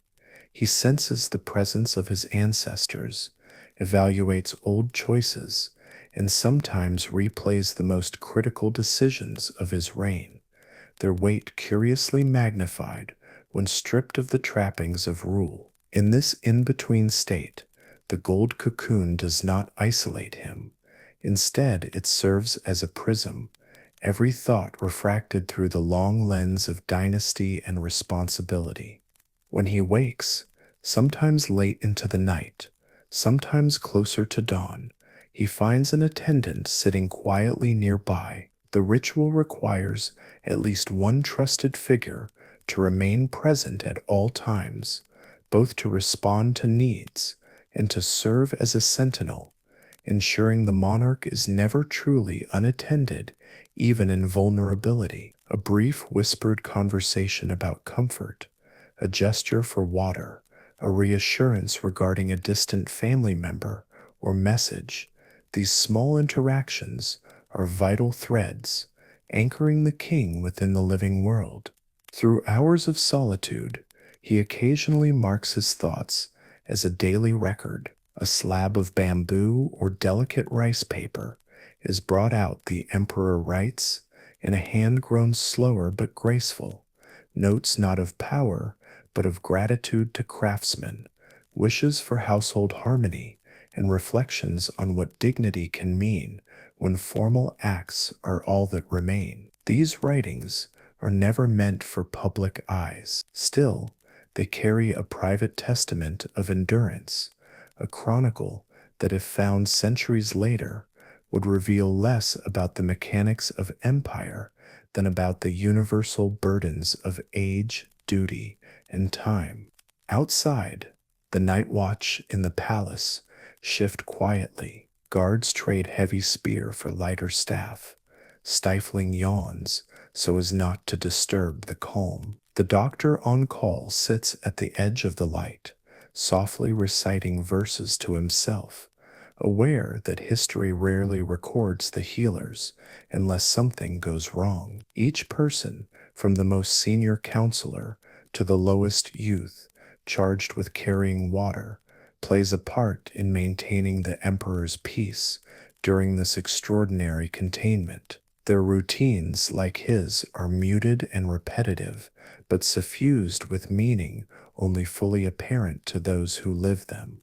As pale blue begins to bleed into the sky outside, the last rituals of the emperor's night are quietly enacted. Lamps are extinguished in order from farthest to nearest. The bedding is gently realigned, the gold coffin's surface polished once more. The sense of anticipation builds, a day's order waiting to be reasserted, the machinery of palace life preparing to resume. Yet for a moment, within this protected cocoon, the emperor lingers in a threshold state between person and legend, between daily labor and historical memory. You are left to ponder, does isolation, for such a figure, become a solace, a meditative preparation for whatever follows? Or is it finally the most profound test of endurance a human being can face? As the gold catches the faintest light, and the palace readies itself for another cycle, one wonders whether these ancient patterns, so ordinary and so regal, offer comfort or simply mark the passing of another day, measured and unremarkable, yet somehow deeply necessary. Dawn finds the chamber softly illuminated, the first hints of gold and indigo sliding over latticed windows. The emperor, who has not truly slept but drifted in and out of uneasy half-dreams, feels the world slowly seep back, a distant bell, a bird's call, muffled footfalls in the corridor. For a moment, the cocoon of gold and silk, the rituals and routines that sheltered him through the night, seem both a shield and a gentle burden. Each act of care, repeated so often by so many hands, has cocooned him in predictability and dignity, even when vigor has ebbed and ambitions faded to abstraction. The outside palace life begins afresh. Servants exchange soft greetings in the kitchen, the cooks light their first fires and set water for morning rice. The architect's morning inspection echoes faintly from a distant hallway. The routine is not hurried. If anything, it's made more reverent by the knowledge of what the emperor endures. Those who serve know these quiet acts will soon ripple outward, affecting every household in the capital. Between the king's fragile wakefulness and the city's awakening, there is a current of mutual dependence. The palace sets the tone for the day, history unfolding one repeated gesture at a time. Within the chamber, the morning rituals recommence. The emperor's bedding is straightened, the air gently cleared with burning juniper, his pulse assessed and recorded.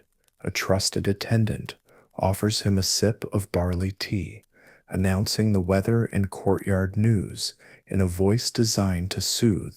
Physicians and scribes briefly enter, never too many at once, bearing updates, messages, inquiries that the king reviews with a nod or a quiet word. Sometimes a document requires nothing more than his seal, other times a longer contemplation. Though governance continues, it is the discipline of the routine, not the weight of decrees, that holds the day together. There is a paradox in this narrow life.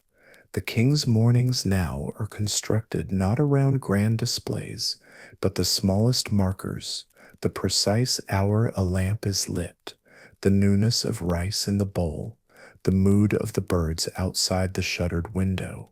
Each is weighed, felt, and in a sense, honored. Despite his confinement, the king's awareness expands, his senses attuned to textures and pauses, to the fleeting kindness in a servant's spare glance, or the patient cadence of familiar footsteps. He seems, at times, not diminished by the repetition, but steadied by it, a quiet survival based in noticing what endures. The palace adapts. Courtiers and rivals, ever attuned to the health and patterns of their monarch, move cautiously, presenting their appeals, guarding their ambitions, but never rushing. Splendor and urgency are replaced by a focus on what is sustainable, reliable, even understated. In lists and ledgers, in the daily conversations of ministers and matriarchs, the routines of the king's chamber become both a metaphor and a mandate for the nation's own resolve. As midday nears, he rests again, eyelids fluttering, while attendants quietly draw screens and refresh the air. This cycle of tending, recording, adapting, and waiting continues. The monotony is not emptiness, but a kind of slow affirmation, an assurance that even as one era draws towards its close, its habits will seed the next, and continuity will become the closest thing to consolation. Stepping back, you find yourself returning to a persistent question. Is it monotony or patience that defines the strength of rulers and nations? Watching these routines enacted, each incense stick burned, each meal placed, each word measured and preserved, one wonders whether greatness in history lies not in the dramatic, but in the ordinary perseverance of those willing to repeat acts of care long after the world has stopped watching. By late afternoon, the daily pattern settles into an almost meditative repetition.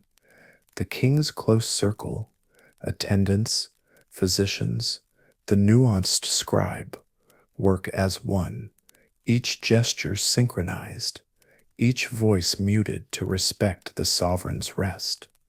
The gold-leafed surfaces are checked again for spots or wear, flat reeds swept across the lacquered floor to keep dust at bay, sleeves brushed straight, and trays removed with silent precision.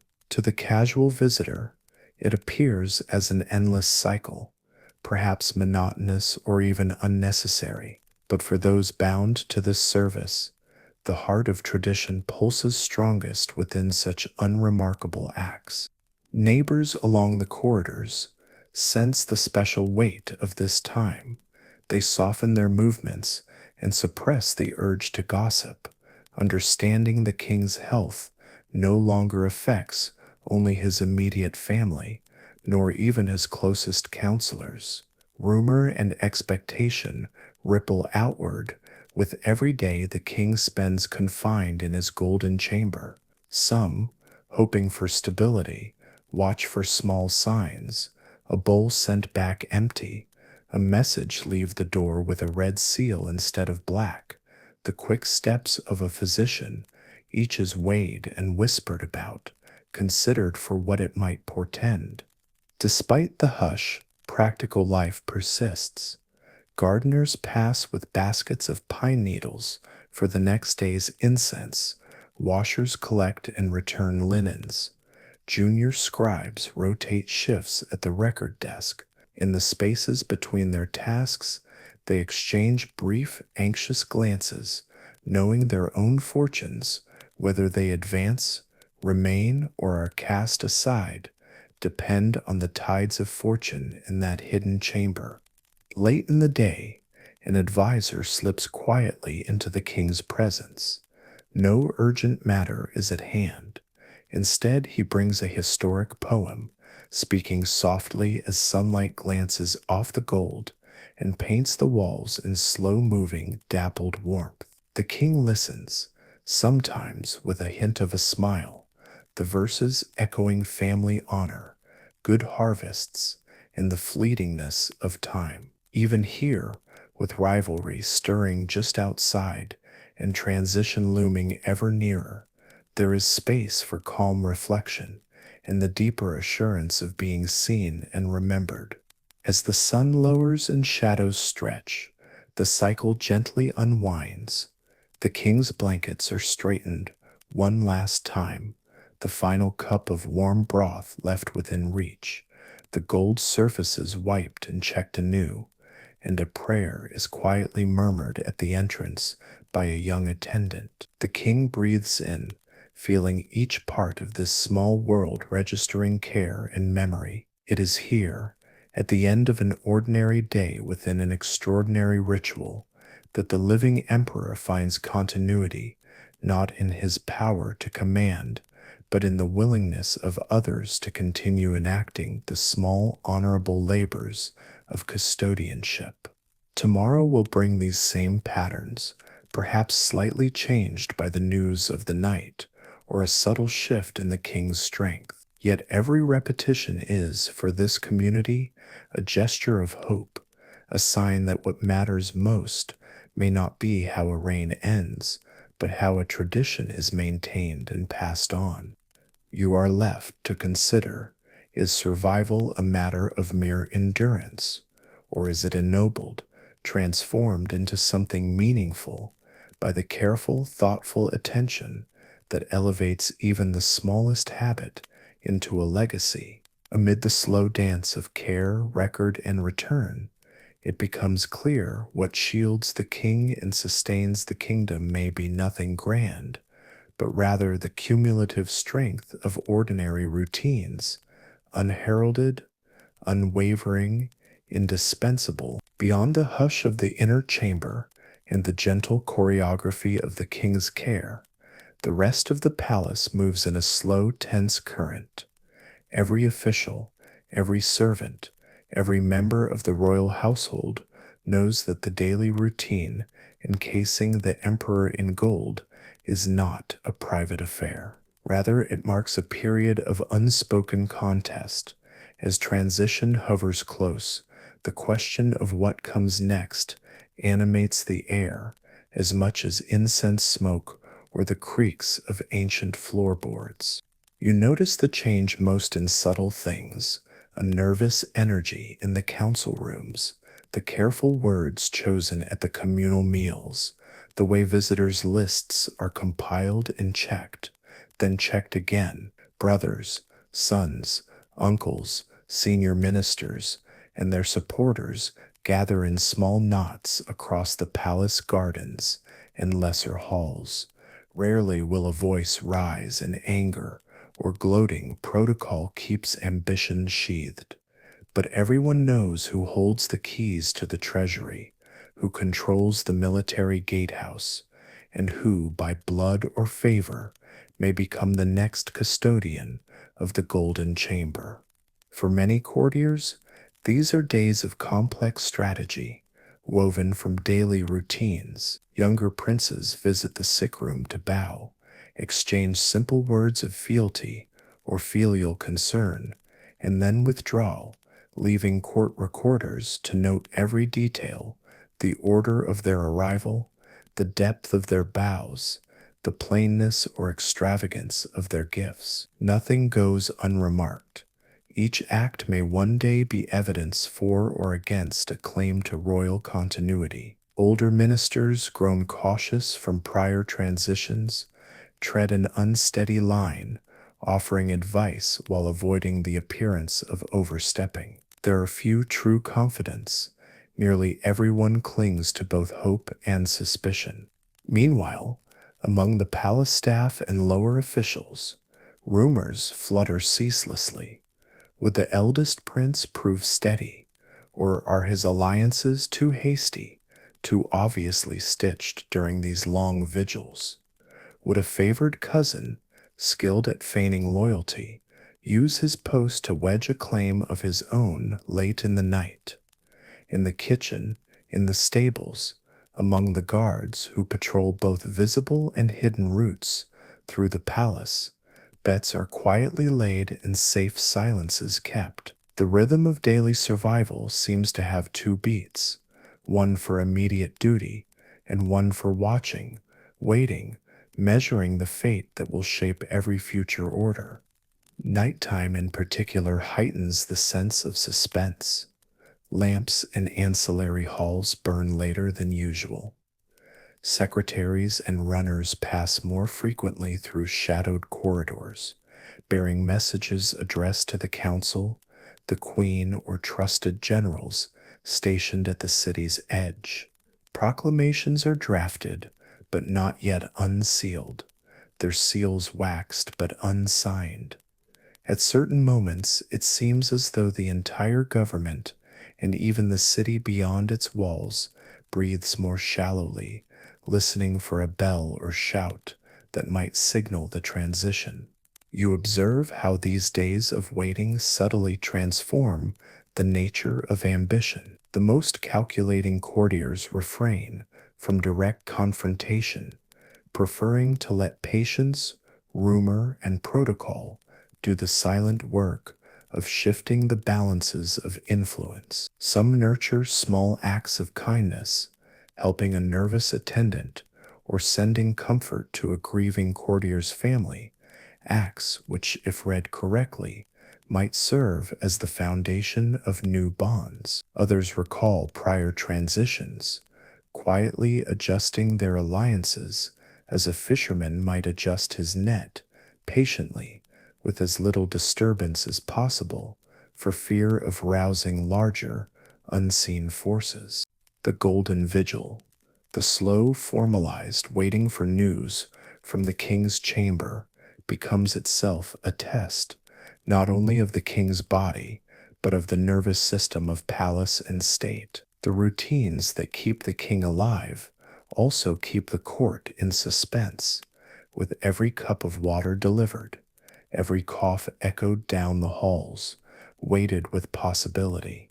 As you follow this steady pulse through halls, both grand and humble, you are left to consider, does the act of encasing a living ruler in gold truly reassure a realm, or does it, like so much else in court life, both soothe and sharpen the anxieties of those who must carry on after he is gone? For whom in the end is the golden vigil endured, the one inside the chamber, or the many just outside it, each quietly measuring their own future in its reflection?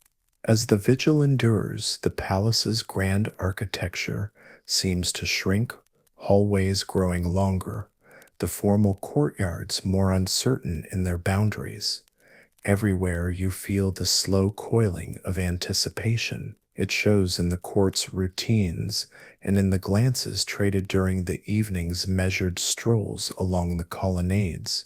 No one says the word succession outright, but every sigh and small withdrawal, each withheld greeting, and each overly courteous word betrays a world of calculation that protocol only partly conceals.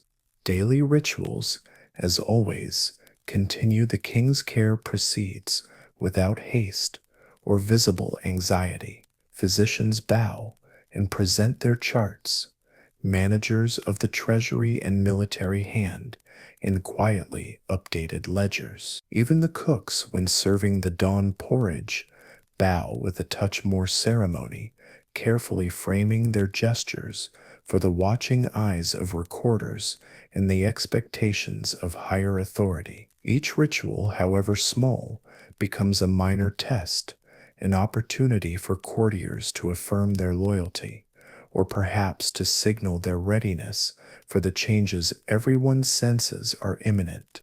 Yet, survival here is as much about restraint as it is about action. The court, wary from precedent and the layered caution of generations, remembers old lessons. Bold moves rarely win favor in moments like these. Instead, power flows towards those who know how to wait, to anticipate, to align themselves so that when the long vigil finally breaks, they are found steady, necessary, and indispensable. Among the royal family, the tension takes on a different hue. The king's sons and brothers, raised since childhood in the language of inheritance and decorum, walk their own narrow paths. The eldest son, whose claim is strongest, carefully limits his movements, showing neither triumph nor vulnerability. At formal meals, he accepts both advice and criticism with a neutral expression, offering few promises and fewer threats. Privately, he reviews old letters, memorizes every name among the council, maps the factions, not just by loyalty, but by temperament and pride. His rivals, uncles, half-brothers, even the occasional ambitious cousin, move within their assigned orbits. Every visit to their ailing sovereign, every gesture of public grief or filial piety, is choreographed for the double gaze of tradition and strategy. To appear too eager risks suspicion, too withdrawn and influence may bleed away. There is an art to these displays, forged in history's crucible. Chroniclers in secluded alcoves jot their observations, knowing some may one day shape how the winner's legacy is remembered. Outside, among the officials and scholars, alliances form and dissolve in coffee-scented corners of the library, in the flick of a fan or the barely audible agreement behind a closed shoji screen. Some attempt to hedge their bets, quietly offering polite words or listening ears to more than one potential claimant. Older, more cautious men recall the bloodless successions of the past, occasions when patience, humility, and order prevailed, sparing the kingdom's civil strife and protecting stores of grain and patience alike. At night, the golden chamber remains the silent axis around which these hopes and anxieties turn. Attendants light, lanterns at ever further remove, as if respecting a boundary none dare to cross unbidden. On the hour, a single bell is struck, not for the living, nor yet the dead, but as a marker of continuity, discipline, and that most Korean of virtues, endurance. Each time it rings, men and women throughout the palace pause, internally testing the air for change. What might seem to the outer world like endless ceremonial stasis is in fact a delicate choreography of survival. Each interaction, down to the folding of an official petition or the quality of an embroidered sash, reflects an unbroken tradition of caution. Though change feels inevitable, almost welcome to some, it arrives at a pace designed to preserve the fabric of the state, to prevent the unraveling that history has punished so many times before. You realize that in this palace, the succession itself is less an event than a process. It unfolds in layers, a test of patience, a rehearsal of humility, an ongoing, almost invisible negotiation of survival. The Golden Vigil's true labor is not merely in the king's endurance, but in the readiness of an entire society to continue not with grand gestures or declarations, but with the hard, often invisible work of routine. Does this careful choreography, this slow turning of the kingdom's daily machinery, actually shield it from chaos, or merely postpone the inevitable struggle beneath the surface? In waiting for the gold-veiled door to open, does the court teach itself to survive any transition, or has it only mastered the art of appearing undisturbed? You are left to consider as night falls and the palace descends into the soft order of torches and whispering wind, whether this long, tension-filled routine is an act of faith or simply the best lesson history and necessity could teach.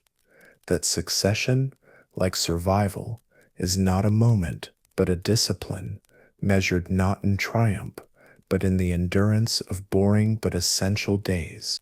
As the vigil nears its end, the palace breathes with a peculiar mix of exhaustion and expectancy. Days and nights have folded seamlessly into one another, punctuated only by the quiet rhythms of care, the murmurs of official business, and the ever-watchful eyes of those awaiting change. Now, within and beyond the gilded chamber, instructions pass more quickly, and faces grow leaner, everyone held in the soft grip of resolution.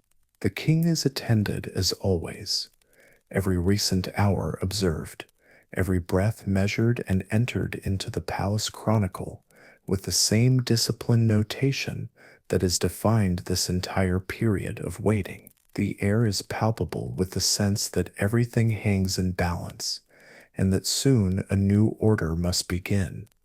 Yet there is no proclamation, no single moment of drama. Instead, it is the culmination of routines, the daily checking of the gold's polish, the quiet readings of the household ledgers, the midnight suppers shared between palace guard and courier, that finally build into the transition. Old ministers rise a little earlier. The eldest prince instructs his own servants to be ready before dawn. Gardeners tidy courtyards that may soon host processions of mourning or celebration. Every duty is performed with an extra measure of care, for each small act now shapes not only reputation but legacy. As tradition dictates, the Privy Council gathers in subdued anticipation. The keepers of the household keys sit at attention, their silence more revealing than speech. The oldest scribe prepares, as he has many times before, the first draft of a new calendrical record. In the quiet, every clock tick and slight draft is loud, a reminder to all that the business of survival, of legitimate succession, is rooted not in spectacle, but in the faithful turning of generations. Here, clarity comes not from a trumpet or a bell, but in the repetition of words. All was as it should be, a phrase written and rewritten in every annal. The moment of transition, when it comes, is almost entirely administrative. A decree, briefly awaited, quietly read, and then as quietly posted. Attendants help the heir apparent through ancestral rituals, a bow, a prayer, the offering of a candle at the shrine. The gold coffin, once symbol of both protection and uncertainty, is closed with its final checks, becoming now an emblem of closure and continuity. Little by little, roles shift. The senior minister bows not to linger.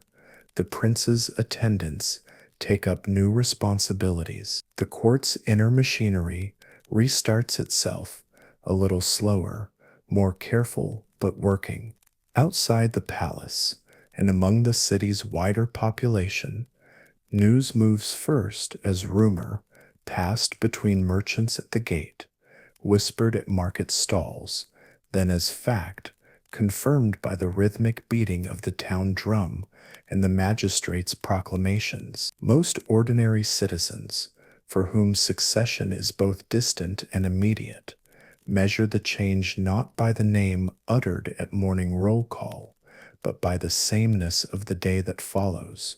Roads are open, bread is baked, rules observed. In this, the invisible discipline sustained during the vigil proves its worth. The world outside barely blinks, even as the world inside has been turned. In the days that follow, the chroniclers labor to set down every detail: who performed each rite, who entered or left the golden chamber, how many candles were burned, what prayers were recited. These facts, tucked among statistics and figures, are preserved as quiet proof of the social contract tested and renewed by every orderly transfer of power. For those who lived through the golden vigil, ministers and maids, scribes and cousins, even the gardeners who swept the paths, its quiet demands will linger as memory. Some will take pride in their roles, however humble. Others will remember only the strain of uncertainty, yet all, in their own way, will sense that the primacy of routine, of showing up, tending, recording, waiting, was itself a kind of grace, preserving both dignity and hope in a world ever drawn toward change.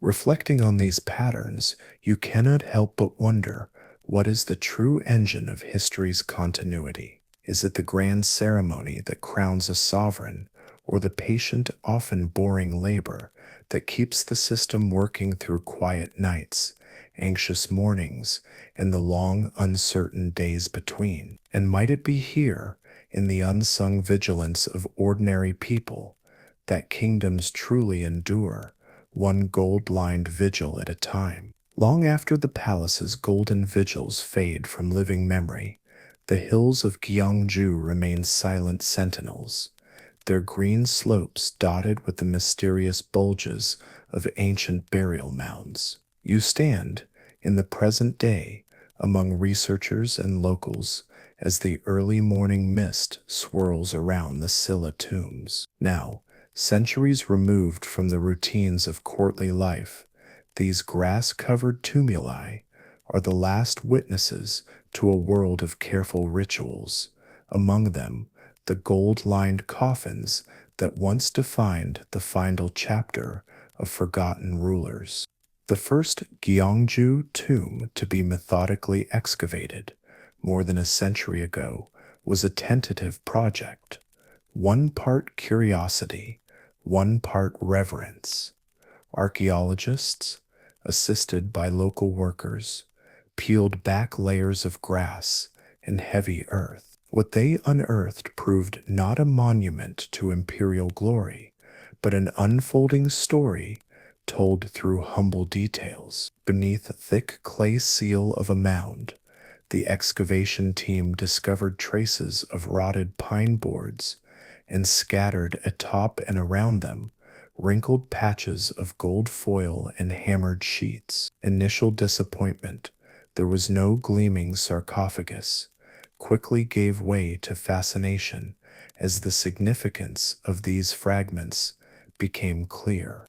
To historians and archaeologists, even the most ordinary items revealed a great deal. The meticulous way the wooden planks had been stacked, the careful layering of gold, the presence of silk fibers fused to their surfaces, all these hinted not only at respect for the dead, but at techniques and beliefs that had for generations shaped courts and families. The objects side by side with the coffin, small bowls, iron clasps, jade beads, and inkstones, spoke less to sudden wealth than to the routines of daily survival and endurance. Each cup's placement, each tool's orientation suggested a rulebook more complex and perhaps more boring than outsiders ever imagined.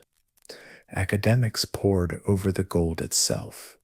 Some fragments were nearly pure, others alloyed with copper, their composition matching the subtle changes in supply and technology recorded in Silla-era ledgers and trade manifests.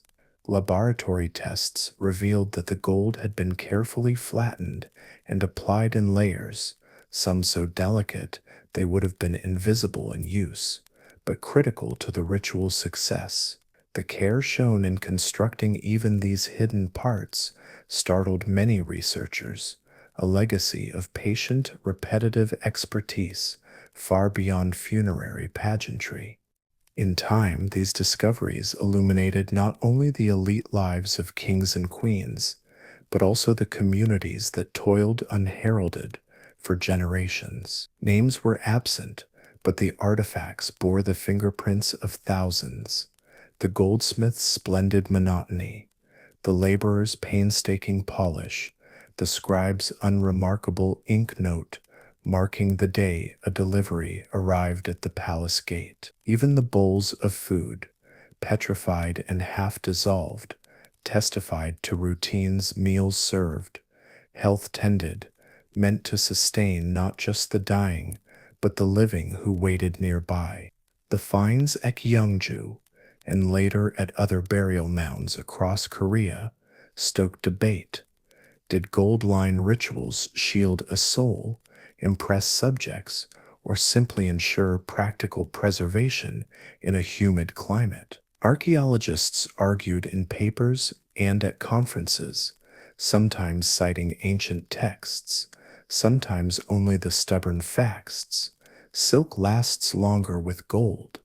Pine boards rot slower when sealed. There was, too, endless interest in the variations, the changing habits between reigns, the effects of distant trade, the ways in which routine tends to outlast explanation in even the grandest societies.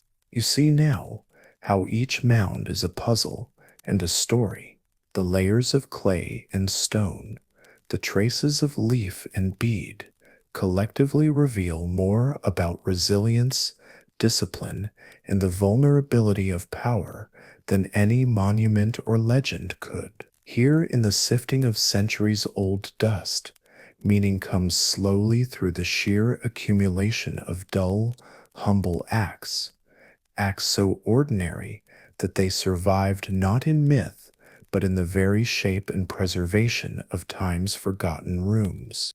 And standing at the edge of a fresh excavation, you are left to wonder not only what more remains to be uncovered in Scylla's grassy hills, but whether tradition's real power lies in ritual or in the multi-generational web of repetitive, often tedious tasks that gave gold its purpose and ensured a memory more lasting than any single king's name. The work at the Gyeongju tombs proceeds as quietly and methodically as any palace ritual of old. Each morning, teams of archaeologists gather under canvas tents, checking lists of tools, trowels, brushes, tweezers, and sample envelopes before beginning their gentle task. You stand with them as they kneel under the broad light, shifting aside handfuls of rich soil. The rhythm is deliberate. Scrape, sift, and pause. Inspect, catalog, and note. Ordinary patience becomes the heart of discovery. Day after day, the teams expose more evidence of habits not meant for display. Shards of glazed pottery, fragments of silk as fine as spiderweb, tarnished coins, and on occasion, a patch of gold clinging stubbornly to the curve of a buried plank. Each find is measured, sketched in notebooks, tagged in plastic vials.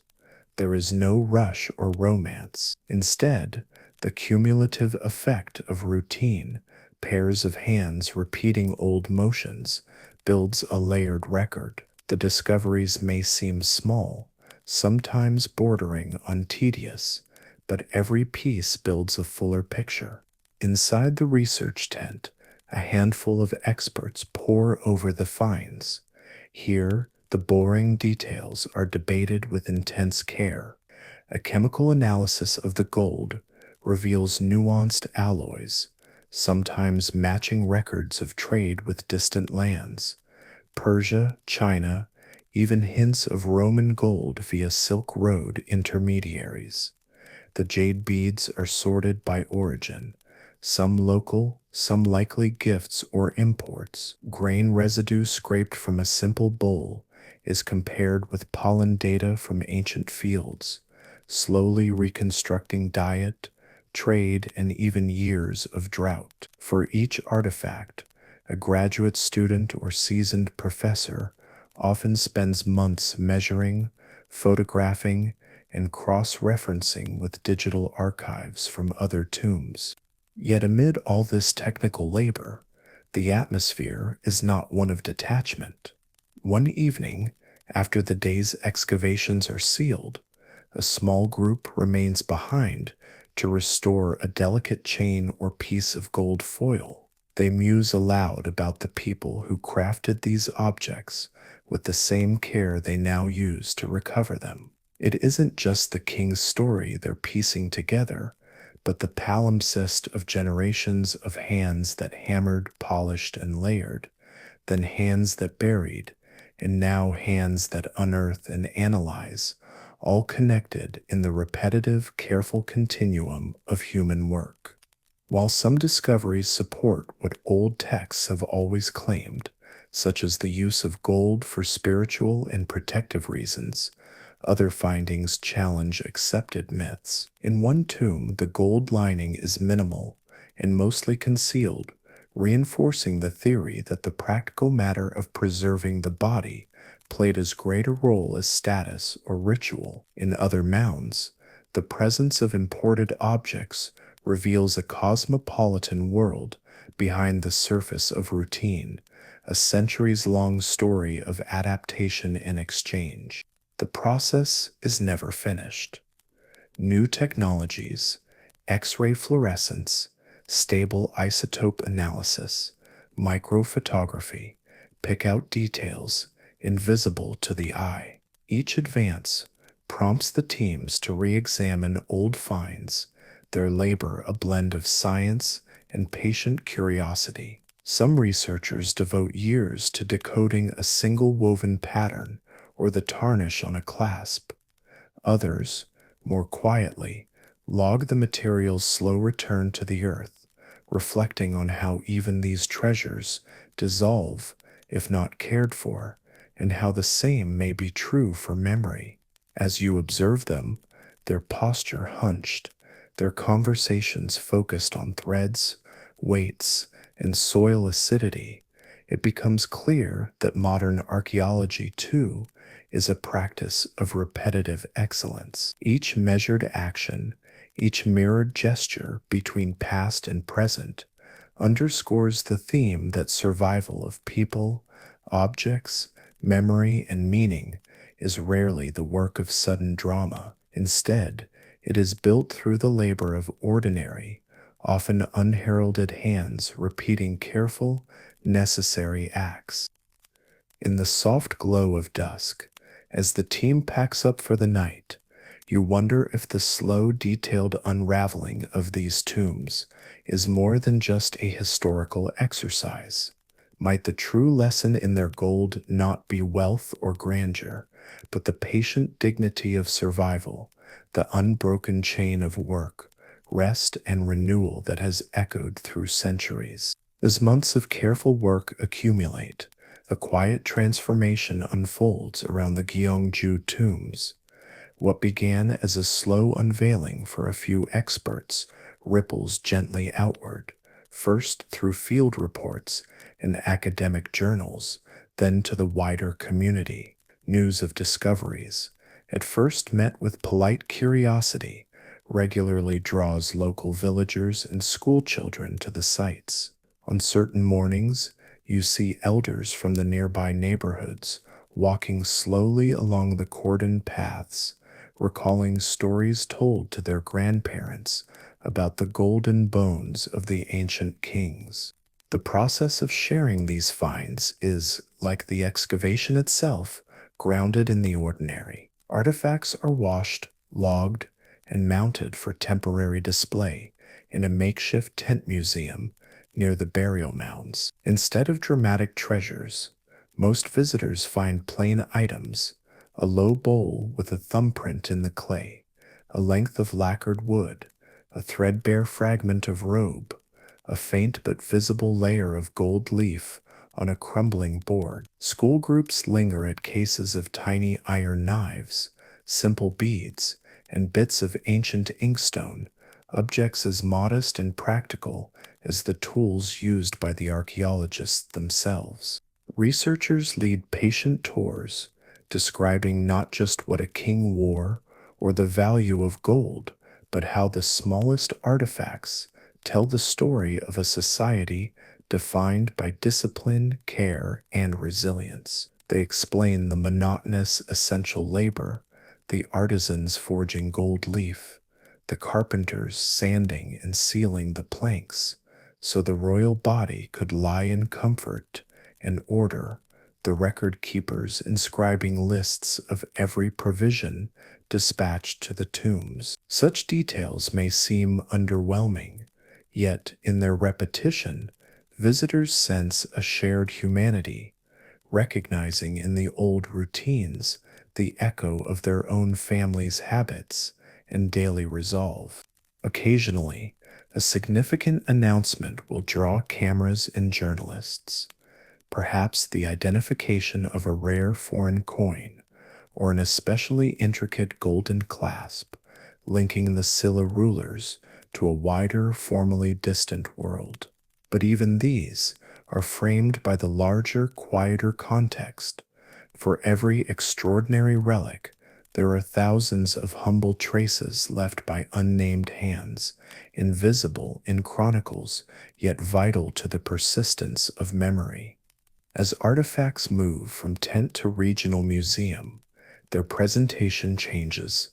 Little exhibition halls, calm and brightly lit, emphasize not the glory of conquest, but the patient survival of tradition, inviting modern Koreans to see themselves in the goldsmith's steady hand, the servant's precise placement of a meal, or the anonymous worker who swept the tomb clean before sealing it for centuries. Temporary displays soon give way to educational programs, annual festivals, community cleanups around the mounds. What at first seemed like the domain of specialists finally becomes part of local identity.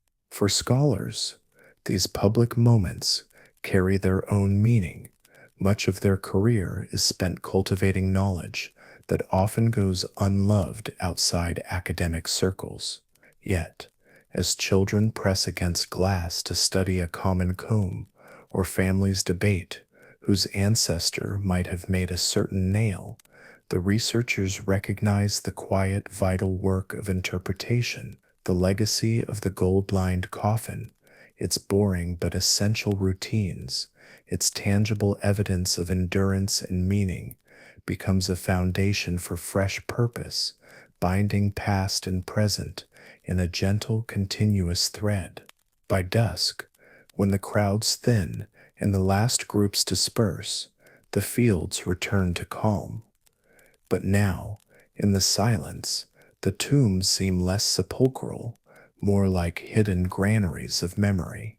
The finds released from them, never fully extraordinary unless seen with patient eyes, remind everyone that survival is itself a kind of triumph. A single fragment, carefully preserved, speaks not only for ancient kings and customs, but for the many who lived by those habits long after the thrones emptied and the names faded into legend.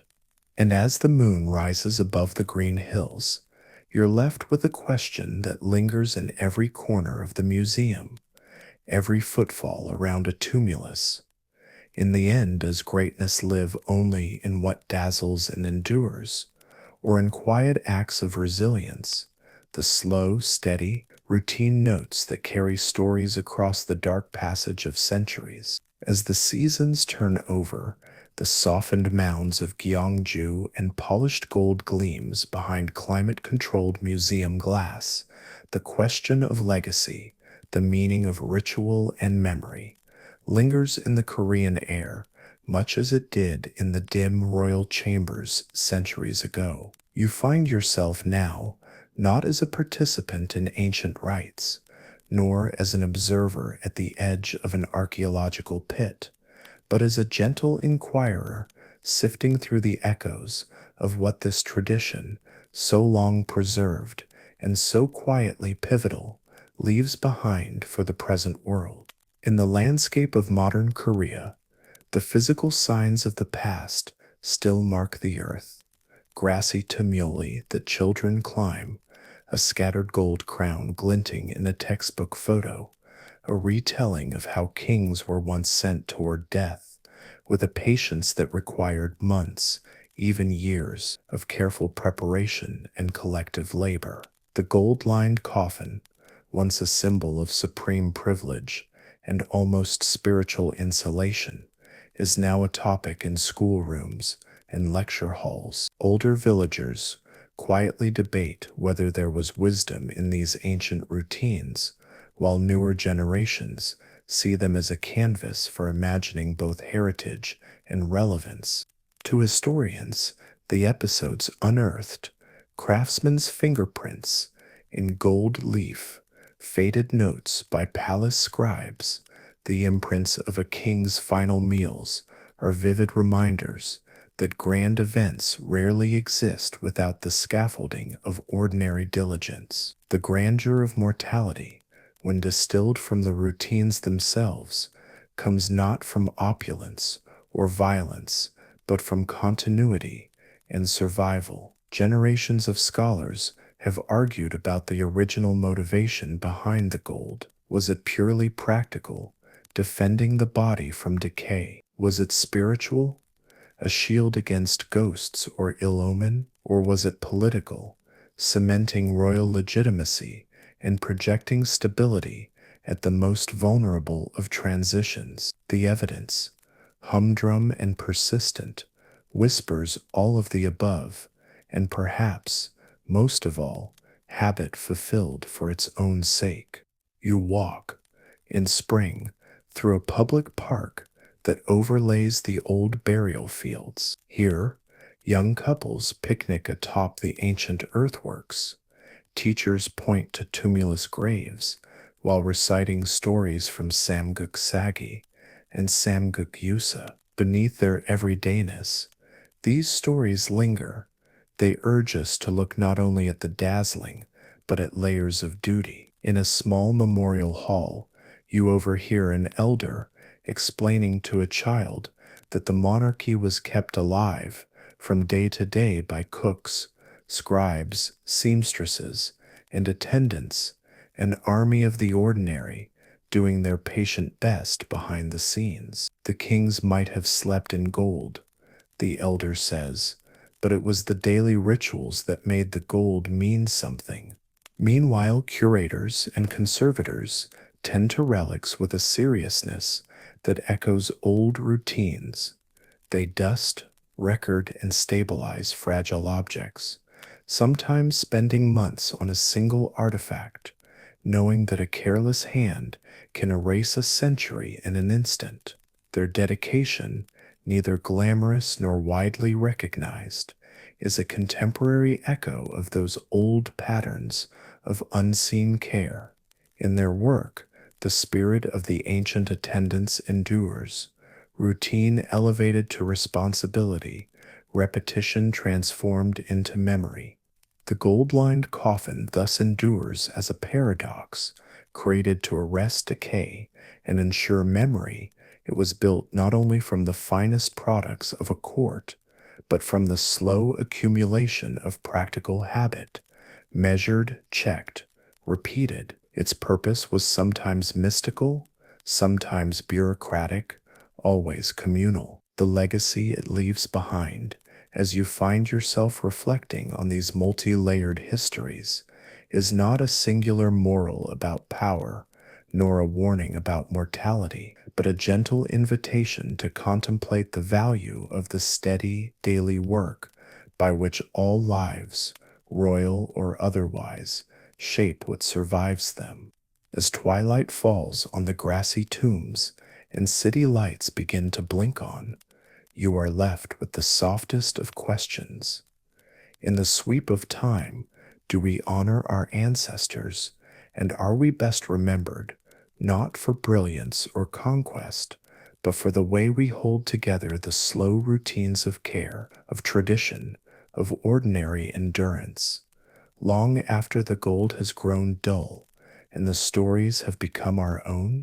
As dusk settles over the reconstructed museum halls and the last children leave their handprints against displays of gold crowns, the line between past and present grows softer, almost porous. You notice how easily the routines first inscribed in history's dawn slip into the fabric of today. University students studying late among the library's glass cases, caretakers hunched with soft brushes over fragile artifacts, groundskeepers tracing the same paths that palace attendants once walked, sweeping spring dust from the steps of commemoration. These gestures, small and almost invisible, form a quiet dialogue with a world that is, on the surface, unrecognizably modern. Yet when you pause, you see the echoes everywhere. City workers affix new, sturdy doors on community centers using old joinery techniques developed in the days when palace coffins were sealed with mathematical precision. Grandparents show children how to sweep rice grains off the dinner floor with the same care your ancestors once swept royal thresholds. Fashion designers and artists, striving for beauty and relevance, look to the patterns of hammered Silla gold or the silhouette of a burial mound for inspiration. In both public ritual and private custom, routine persists, and with it, a deeper sense of connection. Wandering farther, you visit a local craftsman's studio where a silversmith explains the old ways to a small, rapt audience. She speaks of how, in hammering and folding, the line between art and labor disappears. You do it because it must be done, not for show. If the ritual is good, if the object is sound, then it will outlast you. The listeners nod, some perhaps thinking of their own recurring chores, not always a burden, sometimes an act of quiet hope for the future. In schools, project assignments task teenagers with rebuilding small models of the burial mounds or scripting a modern coronation inspired by ancient procedure. Through such activities, the next generation discovers the boring details thought forgotten, why the thread count of royal silk mattered, how the tax ledgers balanced, how an empire's memory was written not just by battles, but by the hands who logged, swept, recorded, documented, without expectation of fame. In families, traditions adapted to circumstance endure. Upon a child's first birthday, parents still lay out tokens and tiny gold rings, entwining the present child's future with the memory of ancestors. During Chuseok and other ancestral rites, bowls of rice and fruits are aligned with such consistency and care that the act itself, not its spectacle, becomes the heart of remembrance. And in quieter private moments, those tending gravestones or placing blooms upon a mound are echoed by the same motivations that built the gold-lined coffins, not fear of oblivion, but trust in habit and care. Modern historians and storytellers now look back on these old routines and ask new questions. What did it mean, across centuries, to survive by reinforcing the ordinary? What dignity is found not in the face of death, but in the small acts that make peace with it. Through television documentaries, essays, and novels, they remind us how rapidly the extraordinary turns mundane, and how the mundane gathers meaning until it becomes the anchor in a restless present.